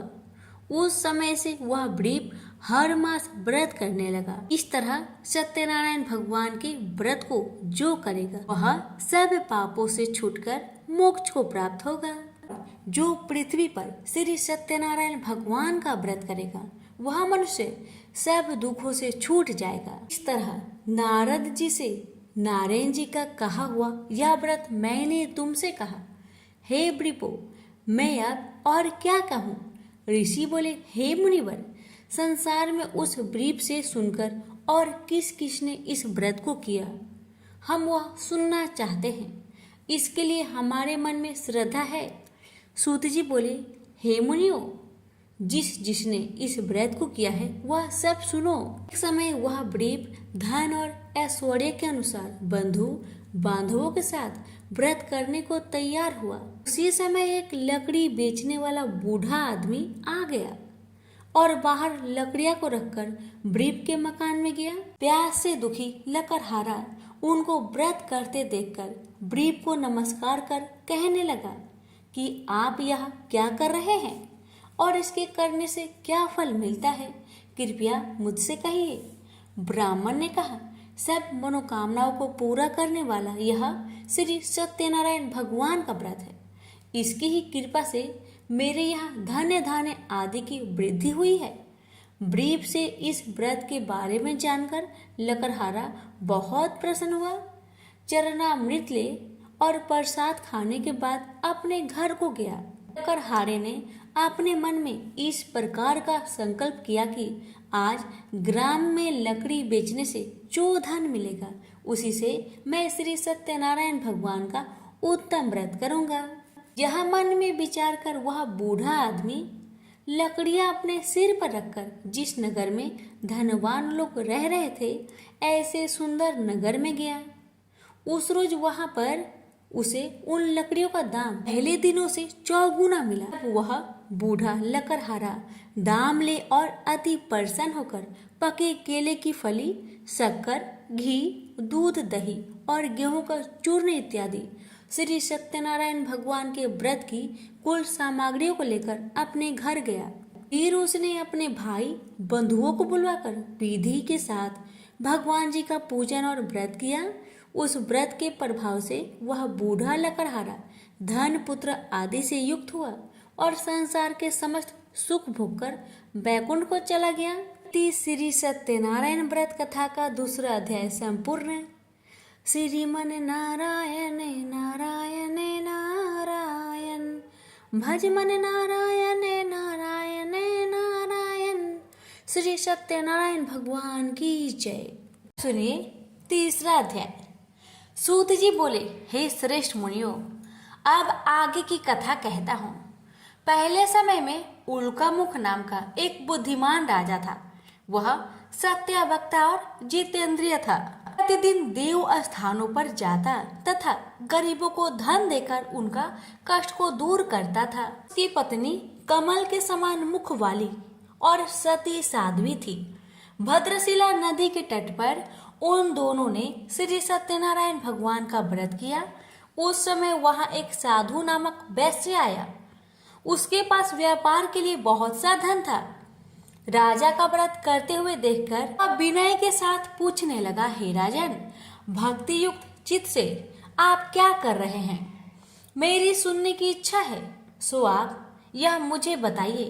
राजा बोला, हे साधु, अपने बांधवों के साथ पुत्र आदि की प्राप्ति के लिए एक महाशक्तिमान श्री सत्यनारायण भगवान का व्रत व पूजन किया जा रहा है। राजा के वचन सुनकर साधु आदर से बोला, हे राजन, मुझसे इस सब का विधान कहो, मैं भी आपके कथा अनुसार इस व्रत को करूंगा। मेरे भी कोई संतान नहीं है और इससे निश्चय ही होगी। राजा से सब विधान सुन व्यापार से निवृत्त हो वह आनंद के साथ घर गया। साधु ने अपनी स्त्री से संतान देने वाले उस व्रत का वर्णन सुनाया और कहा कि जब मेरी संतान होगी तब मैं इस व्रत को करूंगा। साधु ने ऐसे वचन अपनी स्त्री लीलावती से कहे। एक दिन उसकी स्त्री लीलावती पति के साथ आनंदित हो सांसारिक धर्म में प्रवृत्त होकर श्री सत्यनारायण भगवान की कृपा से गर्भवती हो गई तथा 10वें महीने में उसके एक सुंदर कन्या का जन्म हुआ। दिनों दिन वह इस तरह बढ़ने लगी जैसे शुक्ल पक्ष का चंद्रमा बढ़ता है। कन्या का नाम कलावती रखा गया। तब लीलावती ने मीठे शब्द में अपने पति से कहा कि जो आपने संकल्प किया था कि सत्यनारायण भगवान का व्रत करूंगा, अब आप उसे करिए। साधु बोला, हे प्रिय, इसके विवाह पर करूंगा। इस प्रकार अपनी पत्नी को अवशासन दे वह नगर को गया। कलावती पितृगृह में वृद्धि को प्राप्त हो गई। साधु ने जब नगर में सखियों के साथ अपनी पुत्री को देखा तो तुरंत ही दूत को बुलाकर कहा कि कन्या के लिए कोई सुयोग वर देखकर लाओ। साधु की आज्ञा पाकर दूत कंचन नगर में पहुंचा और वहां पर खोज और देखभाल कर लड़की के लिए सुयोग बानिक पुत्र को ले आया। उस सुयोग लड़के को देखकर साधु ने अपने बंधु बांधवों सहित प्रसन्नचित अपनी पुत्री का विवाह उसके साथ कर दिया। किंतु दुर्भाग्य से विवाह के समय भी वह उस व्रत को करना भूल गया। श्री भगवान क्रोधित हो गए और श्राप दिया कि तुम्हें दारुण दुख प्राप्त होगा। अपने कार्य में कुशल साधु बनिया जमाता सहित समुद्र के समीप स्थित होकर रत्नासारपुर नगर में गया और वहां दोनों ससुर जमाई चंद्रकेतु राजा के उस नगर में व्यापार करने लगे। एक बार भगवान श्री सत्यनारायण की माया से प्रेरित कोई चोर राजा का धन चुराकर भाग जा रहा था, किंतु राजा के दूतों को आता देखकर चोर ने घबराकर भागते हुए राजा के धन को वहीं चुपचाप रख दिया जहां वे ससुर जमाई ठहरे हुए थे। जब दूतों ने साधु वैश्य के पास राजा के धन को रखा देखा तो दोनों को बांध कर ले गया और प्रसन्नता से दौड़ते हुए राजा के समीप जाकर बोला, यह 2 चोर हम पकड़ के लाए हैं, कर आज्ञा दे। तब राजा की आज्ञा से उनको कठिन कारावास में डाल दिया गया और उनका धन छीन लिया गया। श्री सत्यनारायण भगवान के श्राप द्वारा उसकी पत्नी भी घर पर बहुत दुखी हुई और घर में जो धन रखा था चोर चुरा कर ले गए। शारीरिक व मानसिक पीड़ा तथा भूख प्यास से अति दुखी हो अन्न की चिंता में कलावती एक ब्राह्मण के घर गई। वहां उसने श्री सत्यनारायण भगवान का व्रत होते देखा, कथा सुनी तथा प्रसाद ग्रहण कर रात को घर आई। माता ने कलावती से कहा, हे पुत्री, अब तक तुम कहाँ रही? तेरे मन में क्या है? कलावती बोली, हे माता, मैंने एक ब्राह्मण के घर में श्री सत्यनारायण भगवान का व्रत देखा। कन्या के वचन सुनकर लीलावती भगवान की पूजन की तैयारी करने लगी। लीलावती ने परिवार और बंधुओं सहित श्री सत्यनारायण भगवान का पूजन किया और वर मांगा कि मेरे पति और दामाद शीघ्र घर आ जाए। साथ ही प्रार्थना की कि हम सबका अपराध क्षमा करें। श्री सत्यनारायण भगवान इस व्रत से संतुष्ट हो गए और राजा चंद्रकेतु को सपने में दर्शन देकर कहा, हे राजन, दोनों वैश्य को प्रता ही छोड़ दो और उनका सब धन जो तुमने ग्रहण किया है दे दो, नहीं तो मैं तेरा धन राज्य पुत्र आदि नष्ट कर दूंगा। राजा से ऐसा वचन कहकर भगवान अंतर्ध्यान हो गए। प्रातःकाल राजा चंद्रकेतु ने सभा में अपना स्वप्न सुनाया। फिर दोनों वानिक पुत्र को कैद से मुक्त कर सभा में बुलाया। दोनों ने आते ही राजा को नमस्कार किया। राजा मीठे वचनों में बोला, हे महानुभावों, भाग्यवश ऐसा कठिन दुख तुम्हें प्राप्त हुआ, अब तुम्हें कोई भय नहीं। ऐसा कहकर राजा ने उनको नए नए वस्त्र भूषण पहनाए तथा उनका जितना धन लिया था उससे दुगुना धन देकर आदर से विदा किया। दोनों वैश्य अपने घर को चल दिए। श्री सत्यनारायण व्रत कथा 3रा अध्याय संपूर्ण हुआ। श्रीमन नारायण नारायण नारायण, भज मन नारायण नारायण नारायण। श्री सत्यनारायण भगवान की जय। अब सुनिए 4th अध्याय। जी बोले, वैश्य ने मंगलवार करके यात्रा आरंभ की और अपने नगर को चल दिए। उनके थोड़ी दूर निकलने पर डंडी भेषधारी श्री सत्यनारायण ने उनसे पूछा, हे साधु, तेरी नाव में क्या है? अभिमानी वानिक हंसता हुआ बोला, हे डंडी, आप क्यों पूछते हो? क्या धन लेने की इच्छा है? मेरी नाव में तो बेल और पत्ते भरे हैं। वैश्य का कठोर वचन सुनकर श्री भगवान ने कहा, तुम्हारा वचन सत्य हो। डंडी ऐसा कहकर वहां से दूर चले गए। कुछ दूर जाकर समुद्र के किनारे बैठ गए। डंडी की जाने पर वैश्य ने नित्य क्रिया करने के बाद नाव को ऊंची उठी देखकर अचंभा किया तथा नाव में बेल पत्ते आदि देकर मूर्छित हो गया, जमीन में गिर पड़ा। मूर्छा खोलने पर अत्यंत शोक प्रकट करने लगा। तब उसका दामाद बोला, आप शोक ना करें, यह डंडी का श्राप है, अतः उनकी शरण में चलना चाहिए हमें, तभी हमारी मनोकामना पूरी होगी। दामाद के वचन सुनकर वह डंडी के पास पहुंचा और अत्यंत भक्ति भाव से नमस्कार करके बोला, मैंने जो आपसे असत्य वचन कहे थे उसको क्षमा करे। ऐसा कहकर महान शोकातुर रोने लगा। तब डंडी भगवान बोले, हे वानिक पुत्र, मेरी आज्ञा से बार बार तुम्हें दुख प्राप्त हुआ है, मेरी पूजा से विमुख हुआ। साधु बोला, हे भगवान, आपकी माया से ब्रह्मा आदि देवता भी आपके रूप को नहीं जानते, तब मैं अज्ञानी कैसे जान सकता हूँ? आप प्रसन्न होइए, मैं सामर्थ्य के अनुसार आपकी पूजा करूँगा। मेरी रक्षा कीजिए और पहले के समान नौका में धन भर दीजिए। उसके भक्ति युक्त वचन सुनकर भगवान प्रसन्न हो उसकी इच्छा अनुसार वर देकर अंतर ध्यान हो गए। तब उन्होंने नाव पर आकर देखा कि नाव धन से परिपूर्ण है। वह श्री सत्यनारायण भगवान का पूजन कर साथियों सहित अपने नगर को चला। जब अपने नगर के निकट पहुंचा तब दूत को घर भेजा। दूत ने साधु के घर जा उसकी स्त्री को नमस्कार कर कहा, साधु अपने दामाद सहित इस नगर के समीप आ गए हैं। ऐसा वचन सुन साधु की स्त्री ने बड़े हर्ष के साथ सत्यनारायण भगवान का पूजन कर पुत्री से कहा, मैं अपने पति के दर्शन को जाती हूँ, तू कार्य पूर्ण कर शीघ्र आ। माता के ऐसे वचन सुनकर कलावती प्रसाद छोड़कर जल्दी में पति के पास गई। साथ की अवज्ञा के कारण श्री सत्यनारायण भगवान रुष्ट हो के पति को नाव सहित पानी में डुबो दिया।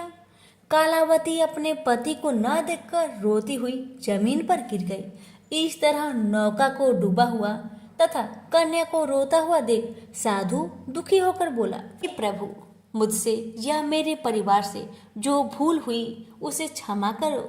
उसके दीन वचन सुनकर श्री सत्यनारायण भगवान प्रसन्न हो गए और आकाशवाणी हुई, हे साधु, तेरी कन्या मेरे प्रसाद को छोड़कर आई है, इसलिए उसका पति अदृश्य हुआ है। यदि वह घर जाकर प्रसाद खाकर लौटे तो उसे पति अवश्य मिलेगा।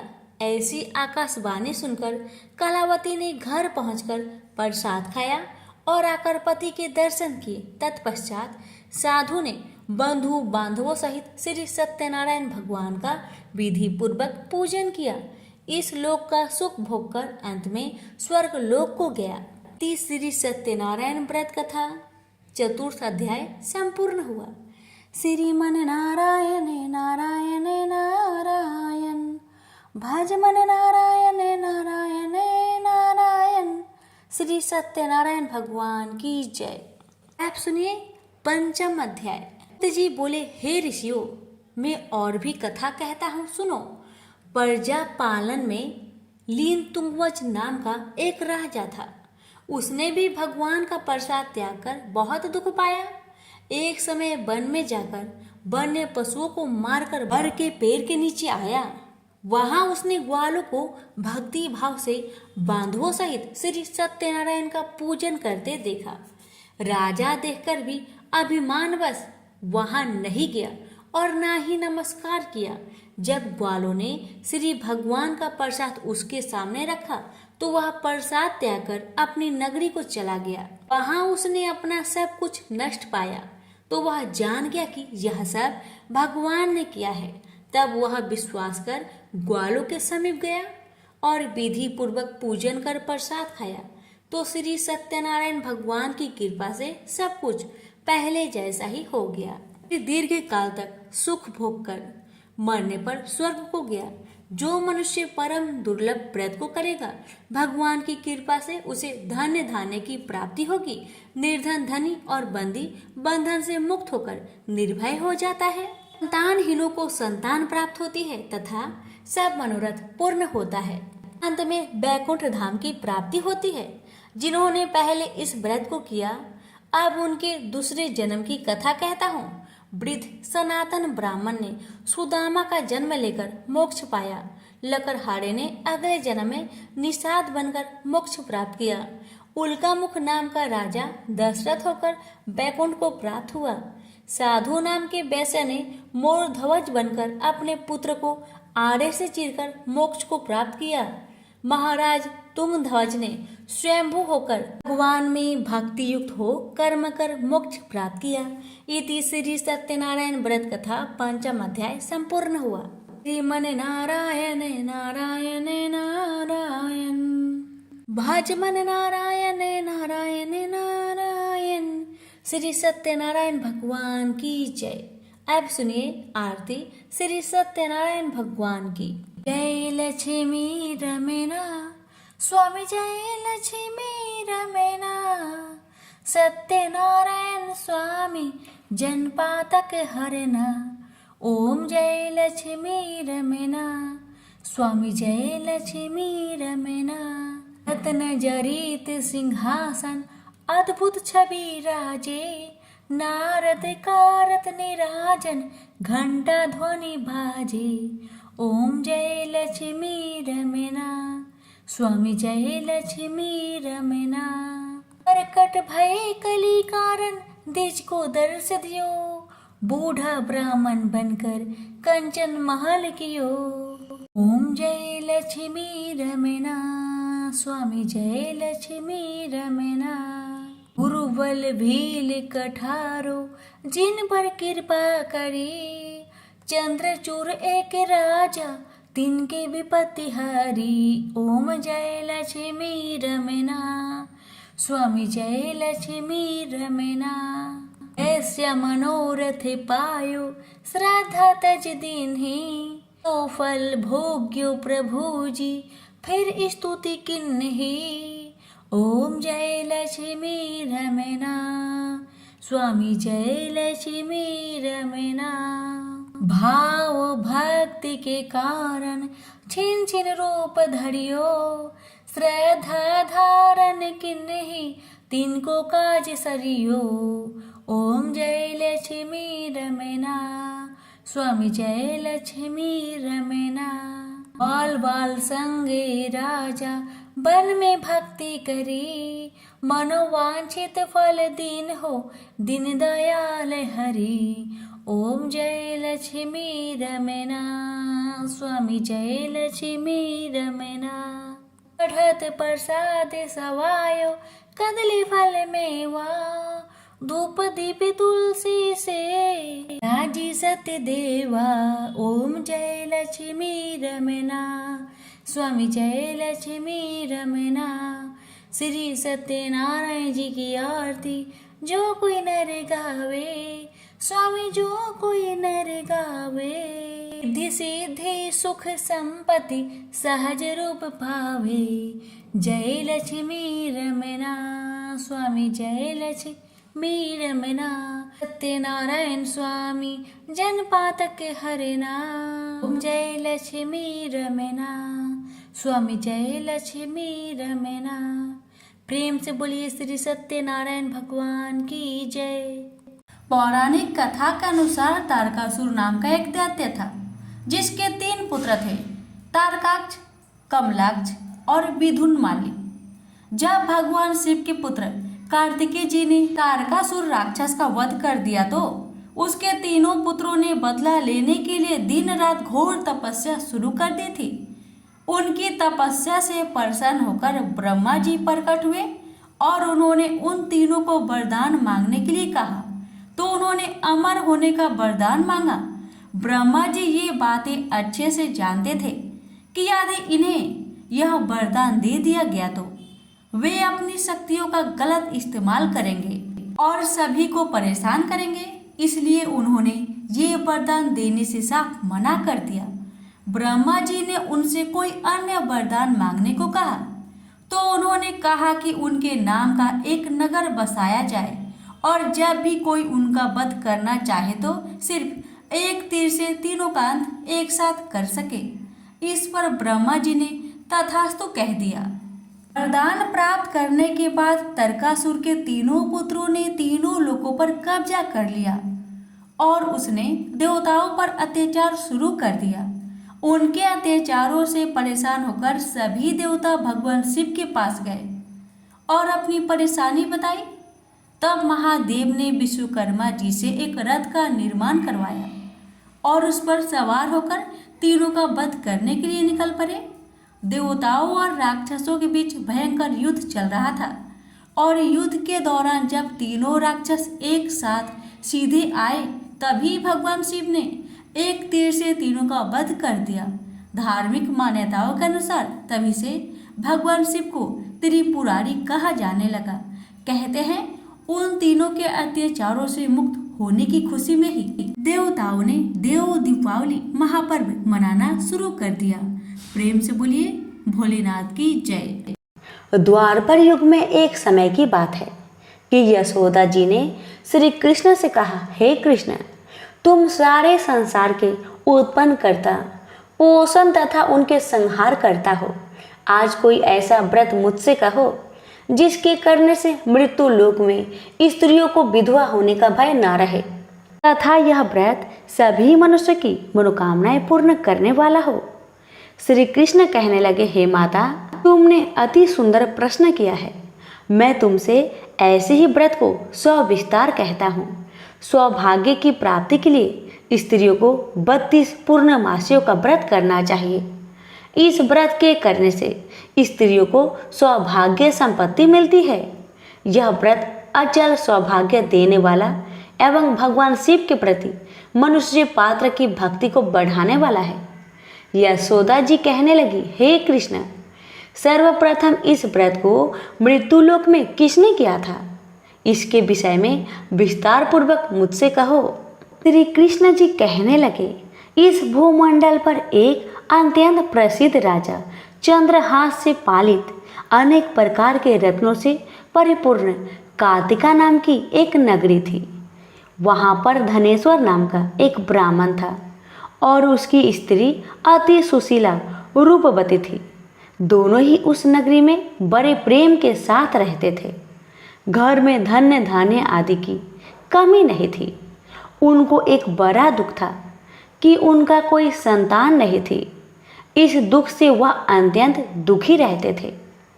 एक समय एक बड़ा तपस्वी योगी उस नगरी में आया। वह योगी उस ब्राह्मण के घर को छोड़कर अन्य सब घरों से भिक्षा लाकर भोजन किया करता, लेकिन रूपवती से वह भिक्षा नहीं लिया करता था।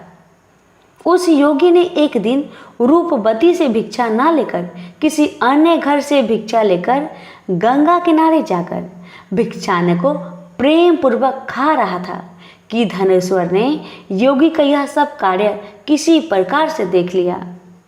अपनी भिक्षा के अनादर से दुखी होकर धनेश्वर योगी से बोला, महात्मन, आप सब घरों से भिक्षा लेते हैं, हमने देखा है, परंतु आप मेरे घर से भिक्षा कभी नहीं लेते। इसका क्या कारण है? योगी ने कहा, निसंतान के घर की भीख पतितों के अन्न के तुल्य होती है और जो पतितों का अन्न खाता है वह भी पतित हो जाता है। चूँकि तुम निसंतान हो, अतः पतित हो जाने के भय से मैं तुम्हारे घर से भिक्षा नहीं लेता हूँ। धनेश्वर यह बात सुनकर अपने मन में बहुत दुखी हुआ और हाथ जोड़कर योगी के पैर पर गिर पड़ा तथा अंतर्भाव से कहने लगा, हे महाराज, यदि ऐसा है तो आप मुझको पुत्र प्राप्ति का कुछ उपाय बतलाइए। आप सर्वज्ञ हैं, मुझ पर अवश्य ही यह कृपा कीजिए। धन की मेरे घर में कोई कमी नहीं, परंतु मैं पुत्र न होने के कारण बहुत दुखी रहता हूँ। आप मेरे इस दुख का हरण करें आप सामर्थ्यवान हैं। यह सुनकर योगी कहने लगे, हे ब्राह्मण, तुम चंडी माता की आराधना करो। घर आकर उसने अपने स्त्री से सब वृत्तांत कहा और स्वयं तप के लिए निमित्त वन में चला गया। वन में जाकर उसने चंडी माता की उपासना की। चंडी माता ने 16वें दिन उसको सपने में दर्शन दिया और कहा, हे धनेश्वर, जा तेरा पुत्र होगा, परंतु वह 16 वर्ष की आयु में ही मृत्यु को प्राप्त हो जाएगा। यदि तुम दोनों स्त्री पुरुष 32 पूर्णमासियों का व्रत विधि पूर्वक करोगे तो वह दीर्घायु होगा। जितनी तुम्हारी सामर्थ्य हो आटे के दिए बनाकर शिव जी का पूजन करना, परंतु पूर्णमासी को 32 जो जाने चाहिए। प्रातःकाल होने पर इस स्थान के समीप ही तुम्हें एक आम का वृक्ष दिखाई देगा। उस पर तुम चढ़कर एक फल तोड़कर शीघ्र अपने घर को चले जाना। अपनी स्त्री से सब वृत्तांत कहना। ऋतु स्नान के पश्चात वह स्वच्छ होकर श्री शंकर जी का ध्यान करके उस फल को खा लेगी। तब शंकर भगवान की कृपा से उसको गर्भ ठहर जाएगा। जब वह ब्राह्मण प्रातःकाल उठा तो उसने उस स्थान पर देखा कि एक आम का वृक्ष था, जिस पर एक अत्यंत सुंदर आम का फल लगा हुआ था। उस ब्राह्मण ने उस आम के वृक्ष पर चढ़कर उस फल को तोड़ने का बहुत कोशिश किया, परंतु वृक्ष पर कई बार प्रयत्न करने के बाद भी वह चढ़ नहीं पाया। तब तो उस ब्राह्मण को बहुत चिंता हुई और उसने विघ्न विनाशक श्री गणेश जी की वंदना करने लगा। हे दयानिधे, अपने भक्तों के विघ्नों का नाश करके उनके मंगल कार्य को करने वाले, दुष्टों का नाश करने वाले, रिद्धि सिद्धि को देने वाले, आप मुझ पर कृपा करके इतना बल दे कि मैं अपने मनोरथ को पूर्ण कर सकूं। इस प्रकार गणेश जी की प्रार्थना करने पर उनकी कृपा से धनेश्वर पेड़ पर चढ़ गया और उसने एक अति सुंदर आम का फल देखा। उसने विचार किया कि जो वरदान से फल मिला था वह यही है और कोई फल दिखाई भी तो नहीं देता। उस धनेश्वर ब्राह्मण ने जल्दी से उस फल को तोड़कर अपनी स्त्री को लाकर दिया और उसकी स्त्री ने अपने पति के कथन अनुसार उस फल को खा लिया और वह गर्भवती हो गई। देवी जी की असीम कृपा से उसे एक अत्यंत सुंदर पुत्र उत्पन्न हुआ, जिसका नाम उन्होंने देवीदास रखा। माता पिता की हर्ष और शोक के साथ वह बालक शुक्ल पक्ष की चंद्रमा की भांति अपने पिता के घर में बढ़ने लगा। भगवान की कृपा से वह बालक बहुत ही सुंदर, सुशील, विद्या बढ़ने में बहुत ही निपुण हो गया। दुर्गा जी की आज्ञा अनुसार उसकी माता ने 32 पूर्णमासी का व्रत रखना आरंभ कर दिया, इससे उसका पुत्र बड़ी आयु वाला हो जाए। 16वां वर्ष लगते ही देवीदास के माता पिता को बड़ी चिंता हो गई कि कहीं उनके पुत्र की इस वर्ष मृत्यु ना हो जाए। इसलिए उन्होंने अपने मन में विचार किया कि यदि यह दुर्घटना उनके सामने हो गई तो वह कैसे सहन कर सकेंगे। अस्तु उन्होंने देवीदास के मामा को बुलाया और कहा कि हमारी इच्छा है कि देवीदास 1 वर्ष तक काशी में जाकर विद्या चयन करे और उसको अकेला भी नहीं छोड़ना चाहिए, इसलिए साथ में तुम चले जाओ और 1 वर्ष के पश्चात इसको वापस लौटा लाना। सब प्रबंध करके उसके माता पिता ने काशी जाने के लिए देवीदास को एक घोड़े पर बैठाकर उसके मामा को उसके साथ कर दिया, किंतु यह बात उसके मामा या किसी और को नहीं कहा। धनेश्वर ने सपत्नीक अपने पुत्र की मंगल कामना तथा दीर्घ आयु के लिए भगवती दुर्गा की आराधना और पूर्णमासियों का व्रत करना आरंभ कर दिया। इस प्रकार बराबर 32 पूर्णमासी का व्रत पूरा किया। कुछ समय पश्चात एक दिन वह दोनों मामा और भांजा मार्ग में रात्रि बिताने के लिए किसी ग्राम में ठहरे हुए थे। उस दिन उस गांव में एक ब्राह्मण की अत्यंत सुंदरी, सुशीला, विदुषी और गुणवती कन्या का विवाह होने वाला था।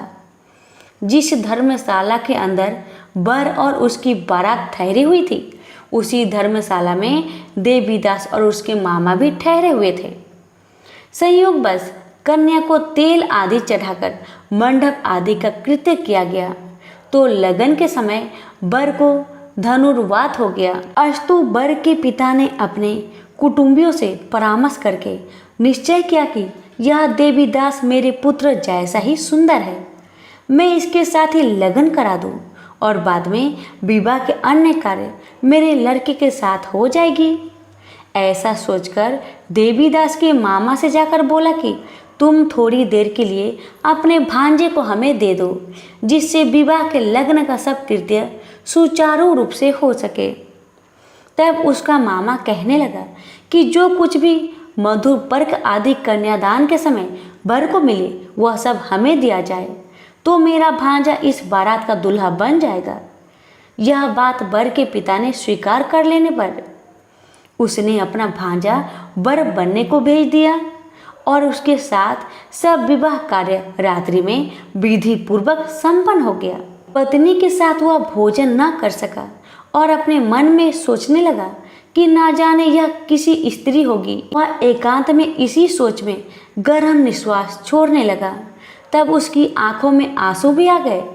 तब वधू ने पूछा कि क्या बात है, आप इतने उदास व दुखी क्यों रह रहे हो। तब उसने सब बातें जो वर के पिता व उसके मामा में हुई थी उसको बता दिया। कन्या कहने लगी कि यह ब्रह्म विवाह के विपरीत हो कैसे सकता है। देव, ब्राह्मण और अग्नि के सामने मैंने आपको ही अपना पति बनाया है, इसलिए आप ही मेरे पति हैं। मैं आपकी ही पत्नी रहूंगी, किसी अन्य की कदापि नहीं। तब देवीदास ने कहा, ऐसा मत करिए, क्योंकि मेरी आयु बहुत थोड़ी है। मेरे पश्चात आपकी क्या गति होगी, इन बातों को अच्छी तरह विचार लो। परंतु वह ढीठ विचार वाली थी। बोली कि जो आपकी गति होगी वह मेरी गति होगी। हे स्वामी, आप उठिए और भोजन करिए, आप निश्चय ही भूखे होंगे। इसके बाद देवीदास और उसकी पत्नी दोनों ने भोजन किया तथा शेष रात्रि वो सोते रहे। प्रातःकाल देवीदास ने अपनी पत्नी को 3 नगों से जरी हुई एक अंगूठी दी, एक रुमाल दिया और बोला, हे प्रिय, इसे लो और संकेत समझकर स्थिरचित हो जाओ।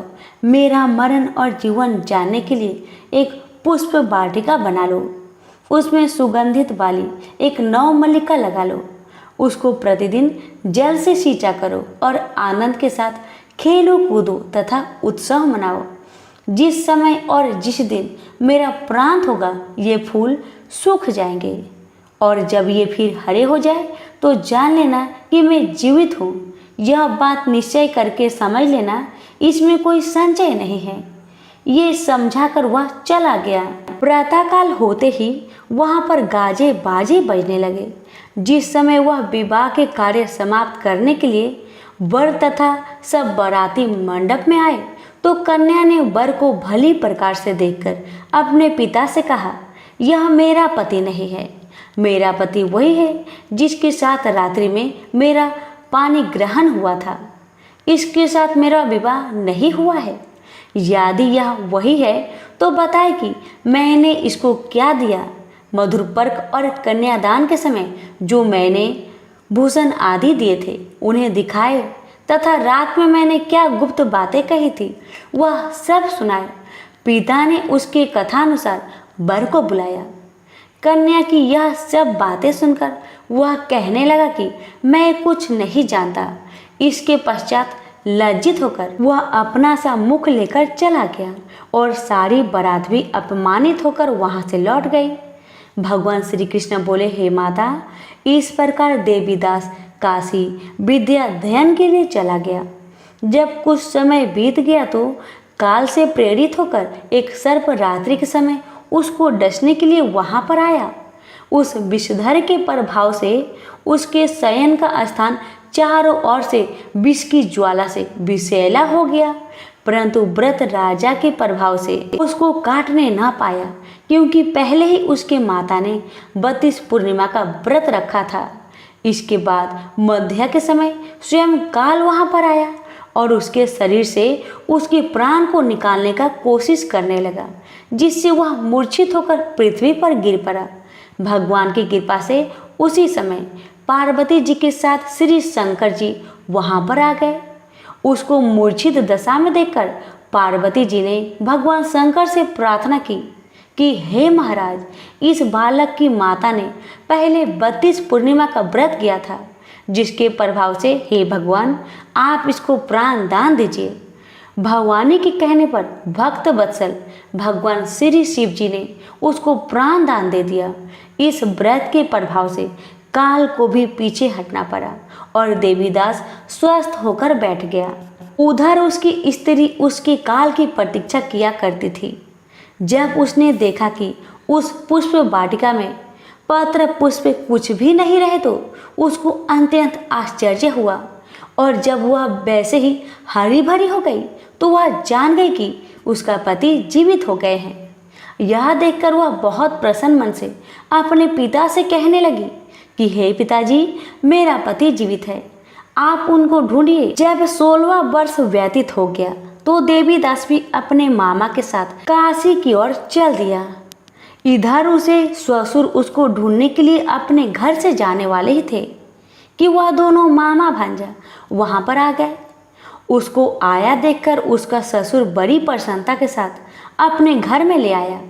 उस समय नगर के निवासी भी वहां इकट्ठा हो गए और सबने निश्चय किया कि अवश्य ही इसी बालक के साथ इस कन्या का विवाह हुआ था। उस बालक को जब कन्या ने देखा तो पहचान लिया और कहा, हाँ, ये वही हैं जो संकेत करके गया था। तदुपरांत सभी कहने लगे कि भला हुआ जो यह आ गया, और सब नगर वासियों ने आनंद मनाया। कुछ दिन बाद देवीदास अपनी पत्नी और मामा के साथ अपने ससुर के घर से बहुत सा उपहार लेकर अपने घर के लिए प्रस्थान किया। जब वह अपने गांव के निकट आ गया तो कई लोगों ने उसको देखकर उसके माता पिता को पहले ही जाकर खबर दे दी कि तुम्हारा पुत्र देवीदास अपनी पत्नी और मामा के सहित घर पधार रहा है। ऐसा समाचार सुनकर पहले तो उन्हें विश्वास ही नहीं हुआ, किंतु जब और लोगों ने भी आकर उनको यह बात का समर्थन किया तो उनका बड़ा आश्चर्य हुआ। लेकिन थोड़ी देर में देवीदास ने आकर अपने माता पिता के चरणों में अपना सिर रखकर प्रणाम किया और उसकी पत्नी ने अपने सास ससुर के चरण को स्पर्श किया तो माता पिता ने अपने पुत्र और पुत्र वधू को अपने हृदय से लगा लिया और दोनों की आंखों में प्रेम अश्रु बह चले। अपने पुत्र और पुत्र वधू के आने की खुशी में धनेश्वर ने बड़ा भारी उत्सव किया और ब्राह्मण को भी बहुत सी दान दक्षिणा देकर प्रसन्न किया। श्री कृष्ण जी कहने लगे, इस प्रकार धनेश्वर 32 पूर्णिमाओं के व्रत के प्रभाव से पुत्रवान हो गया।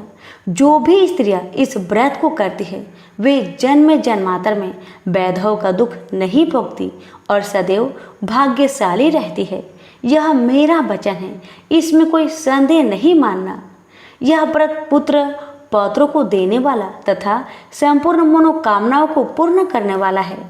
32 पूर्णिमाओं के व्रत करने से व्रती की सब इच्छाएं भगवान शिव जी की कृपा से पूर्ण हो जाती है।